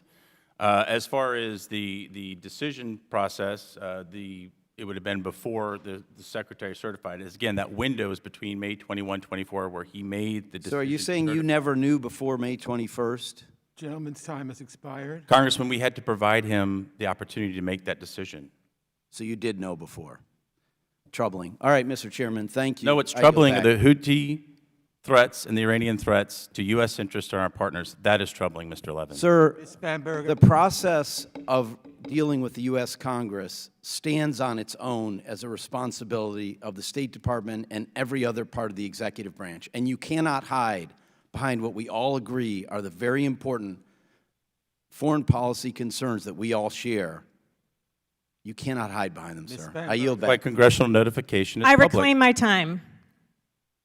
Yesterday, the State Department Office of Inspector General sent HVAC 4 letters that were part of a back and forth between the IG's office and the State Department. I'll begin with questions for Mr. Cooper. On July 10th, 2020, about 2 months after Mr. Lennox was fired, and a week after Mr. Bulatao postponed his last scheduled appearance before the committee, you sent a memo to the State Department Office of the Inspector General asking them to make redactions in the draft arms sales report. Is this correct? If you're referring to the Yes or no, release, sir? We sent a memo to release the report, ma'am. And the Office of the Inspector General interviewed you as a witness in this probe last November. Is that correct? Say that again. You stepped away from the mic for a sec. And the OIG interviewed you as a witness in this probe last November. Is that correct? That's correct. And that's what's standing with So the you were OIG. asking for redactions about an investigation of something you had personally been involved in, the arms sale. Is that correct? No, ma'am. What is correct is that any assistant secretary or bureau leader would be part of any. But, sir, you were before Congress last year talking about those very arms sales, so you're now saying that you were not involved in them? Ma'am, no, what I was saying is we were part of the report that was being done. It is normal course of business for the Inspector General to sit down and interview But all you of us who didn't were part of the process. Okay, so you were asking for redactions about an investigation and something that you'd been involved with. Who told you to write that memo? There are no redactions in the report sent to Congress. The redactions that were done were to protect on deliberate decision-making matters. So the challenge there, though, is that the OIG, of course, disagreed with you. So I'm very concerned, as I believe we all should be, about civilian casualties and what appears to be the administration's lacking commitment to reducing civilians' deaths. When it came to the section of the report on civilian casualties, you recommended, and I am quoting here, that the, quote, OIG consider removing this element from the unclassified report in order to allow that report be finalized, briefed to Congress, and released to the public. If the OIG had taken your advice, the public would never have seen the part about the civilian casualties. Congress wouldn't talk about it, and we'd be in the dark. Is that correct, sir? That isn't to my recollection, because we actually supported the finding that we do more on civilian casualties. Okay. So in response to your request for that information to be classified, the OIG wrote back on July 21st, and they did not mince words. They said that you failed to, quote, properly invoke a claim of privilege that would justify withholding the information. It further stated, the department's proposed redactions appear to be overly broad and do not conform to U.S. government practices. What's more, your redactions would cover, quote, non-privileged factual information about, quote, specific actions taken by the U.S. government. They gave you all 3 days to get back to them with defensible redactions. On July 27th, past the deadline, the Deputy Legal Advisor, Joshua Dorson, wrote back to the guidance that you had received. And in the July 27th memo to the OIG, Mr. Dorson wrote this. It claims that, quote, the Inspector General is subject to the supervision of the Secretary. Now, while those words do appear in the IG Act, Mr. Dorson left out that the courts have been very clear that the, quote, supervision phrase does not, quote, include any authority to compromise the investigatory rights conferred to Inspectors General. The letter further points to U.S. v. Nixon to claim that the OIG has to defer to Secretary Pompeo in these redactions. So in response, Mr. Cooper, the OIG gets back to you on August 3rd with their final version of the report, and we know, despite your best efforts, that unclassified report still notes the administration did not do enough to mitigate civilian casualties. So to recap what we're looking at, Mr. Bulatao and Mr. String tried and failed to shut down the investigation. Secretary Pompeo got IG Lennox fired. Mr. Bulatao puts one of his own subordinates, which my colleagues have talked about, and then immediately starts trying to influence, through your efforts, Mr. Cooper, the arms sale report only to find out that that would not be successful. Since then, the department has tried and failed to get Congress to drop its investigation, and in the end, you and your colleagues tried to cover up the most alarming reports, parts of that report, with big black redaction boxes and put them in a classified annex. Mr. Cooper, if the department has done the due diligence to make sure these weapons weren't being used to slaughter civilians, it seems like you all could have saved yourself a lot of time trying to cover up the fact that you were preventing trying to cover up the fact that you were not preventing these needless deaths. But it doesn't appear that that was important to you. Instead, families have suffered, and I am glad and I appreciate that you've come before Congress today, but rather than trying to keep this information out of the public view and certainly out of the hands of Congress, you've done a disservice to the department, and I yield back, Mr. Chairman. Thank you. Mr. Trone.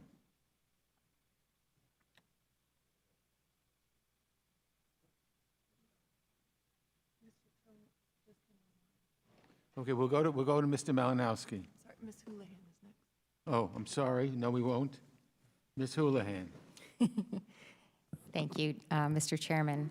Mr. Undersecretary, I would like to go back to the problem that at the State Department, what appears to be politically motivated retaliation against career employees. It seems to stretch back to 2017 and 2018 during Secretary Tillerson's tenure. We certainly hope that Secretary Pompeo wouldn't allow such conduct, but it does seem that politicized retaliation is too often been the case of this administration. So this is the environment in which Mr. Lennox was working when you demanded that he hand over a Department of Defense Inspector General's report with conclusions in the investigation into the alleged leak of the state OIG work product that you ordered him to get to the bottom of. And that included the names of people at the State Department, at State OIG, who had been investigating the department for politically motivated retaliation. So Mr. Lennox credibly testified, and I can certainly understand this, having been involved in organizations such as this, that he was concerned for his staff when the department sought out this report. And he said, I quote, "I could imagine the department using information in the report against them and wanted to make sure that their confidentiality was protected." So my first question is just a baseline question. Do you think that politicized retaliation has occurred at the department during this administration against career employees due to their perceived ethnic, national, or work for prior administrations? Congresswoman, as I stated in my confirmation hearing, which was back in July, I said that once I was in place, we would do everything in our power to make sure that there were only merit-based factors being used to evaluate employees. So the answer is that you do not think that this has happened? Because the IG has a report that says that this has in fact happened historically. Do you think it's wrong? It seems as though you do think it's wrong, and I agree, for the people to be targeted for those particular reasons, other than performance. And to clarify, the IG report found out of the 5 Foreign Service officers investigated that 4 were no fault found. So 5 minus 4, so I'm missing the point that you're trying to make. Are you trying to say that there's never been a case where there's been discrimination? No, I'm referring to the specific case because it did contain the sensitive information that was leaked somehow. So I'm just going to reclaim my time because I know that votes are going to be called and I want to move on. Secretary Pompeo did say that there is no place in the State Department for people to be targeting employees based on their national origin or because they were perceived as not being sufficiently loyal to the president, and you seem to have indicated that as well. Have you ever personally participated in this sort of targeting, Mr. Bulatao? No, I have not. So we know that Mr. Lennox was more than willing to prove to you that his staff hadn't leaked the IG report, but his concern, which was very well founded as it turned out, was that the DoD IG report proving his staff's innocence could and would be used to bully and target his line employees for simply doing their work. And it was actually done. And I'm assuming that you know that on June 9th, a right-wing media outlet published the entire unredacted DoD IG report that concluded that Mr. Lennox and his staff actually didn't cause the leak. Is that true? Well, I don't know who published it, but the only person that had it at that time was the IG, and then the IG turned it over to Congress. And that's kind of what I'm trying to get to the bottom of. Did you release or authorize the release of that unredacted information? No, we never received the report directly. Do you know who did? I am unaware who may have done that. Can you tell me today that you're confident that the leak of this unredacted DoD IG report to the right-wing media did not come from the State Department? I am unaware what sources of that unredacted version of that report came from. So if you're not aware of where it's coming from, are you trying to get to the bottom of where it might have been leaked from? Because it's evident that it wasn't leaked from the sources that you're specifically blaming at this point in time. Actually, that's correct, Congresswoman. We have actually gone back to the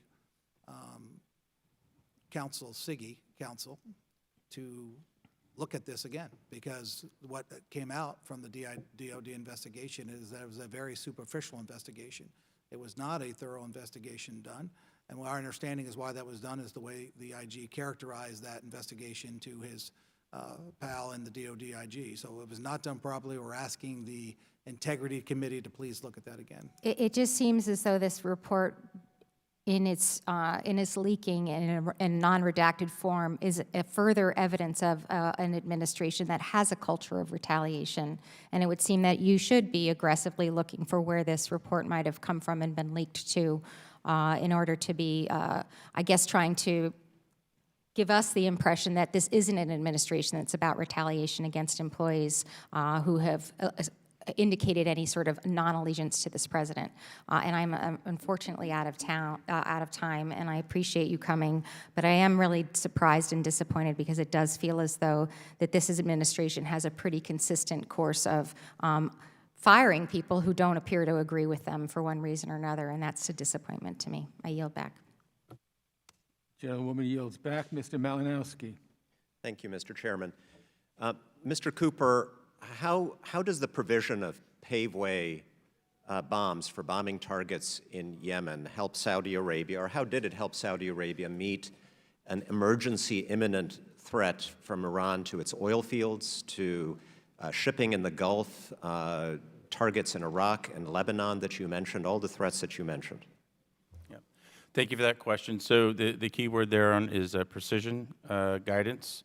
They're available not just for defenses of what you just enumerated, but it's also to actually address targets, to mitigate any targeting on anything that would be of Saudi interest. None of those things were being hit from Yemen. Those were direct Iranian threats against Saudi oil fields shipping. Paveway bombs are not defensive weapons against those kinds of threats. I would like to add that in a classified fora, I would like to further provide information on specificity on threats of That's not fine. just infrastructure, Let me just ask you but here, civilians as well. What share of those paveways have been delivered at this point? Anything that would have been a direct commercial sale would have been delivered. In fact, I would note that at the time the OIG concluded the report, we had asked them to update it.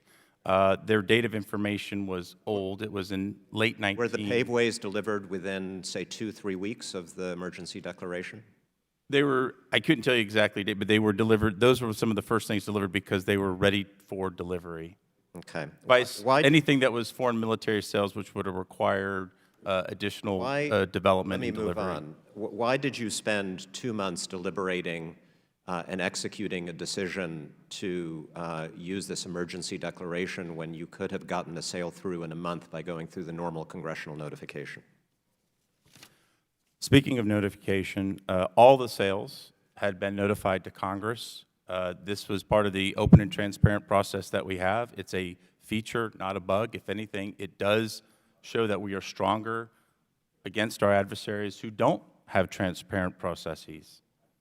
But to your question as to meeting those conditions, some of those conditions that we laid out was the Secretary of the United States providing confidence and assurance to our partners, Saudi Arabia and United Arab Emirates in particular, while sending a message to Tehran. And that is a policy goal that is ever present. It's not an emergency. Now, let me go to civilian casualty mitigation.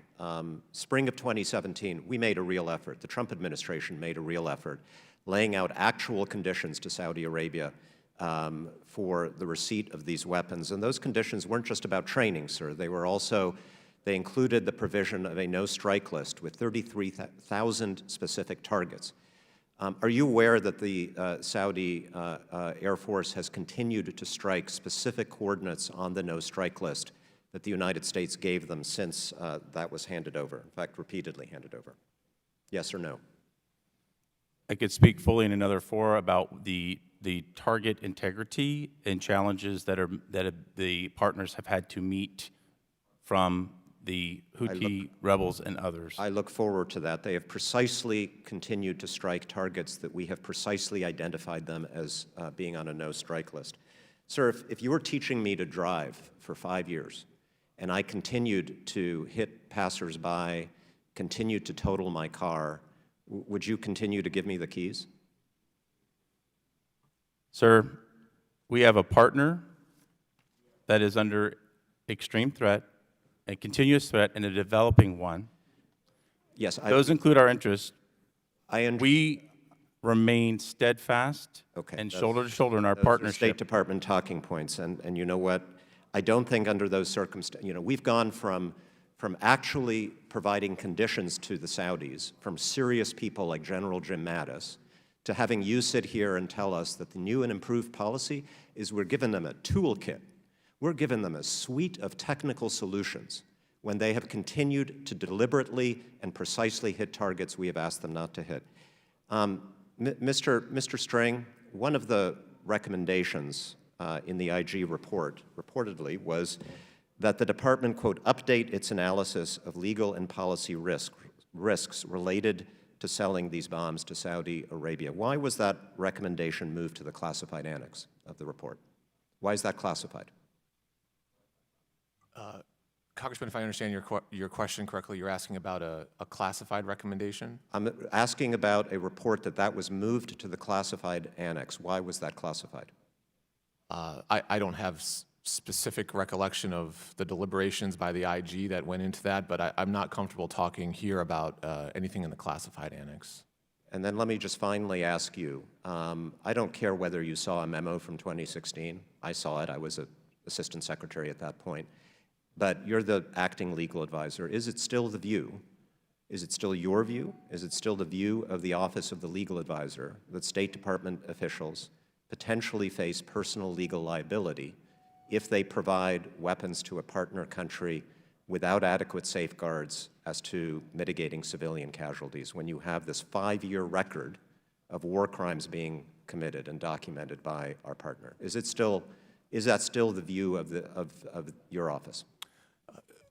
Congressman, thank you for that question. We are very aware of the issues that you raised. We take the issue very seriously, and all of the legal work that we do in the Office of the Legal Advisor ensures to the maximum extent possible that the risk is reduced as close to zero as possible. That's a mission statement. It's not an answer to my question. Is it still your view that U.S. officials face potentially personal legal liability if adequate safeguards are not met? I'm not asking you whether those safeguards have been met. Obviously, that's a much more controversial question. But as a legal matter, is that still the view, or have you changed it?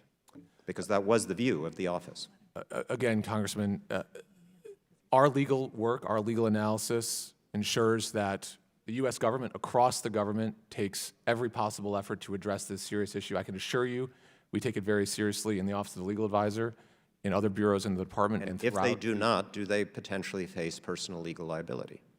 Congressman, I've answered your question. You have I'm not going to get into specific legal conclusions, but I can tell you that we take the work very seriously, and that work continues. Let me just say, if we find out at some point that you or any other official in the State Department has changed that analysis, it would be an incredibly serious matter, and personally, I would consider you to face personal legal liability for that decision. With respect, I yield back. Mr. Chairman, can I offer a clarification on a statement for the record I made to Congresswoman Houlihan earlier? When I was making the statement that I had not received the DOD report, I mean I had not received it from Director Lennox. The department did receive a copy of that report at the same time that Congress received it prior to Lennox's interview here on the committee. Okay, thank you. That concludes the questioning of our witnesses, and let me make an announcement since we're voting. In a change of plans and agreement with the State Department, we're going to cancel the classified session that we had originally scheduled. The department has indicated its willingness to schedule classified calls for any members who wish to follow up on this matter. So this will wrap up our proceedings for today. I thank our witnesses for their time, and without objection, the Committee on Foreign Affairs is adjourned.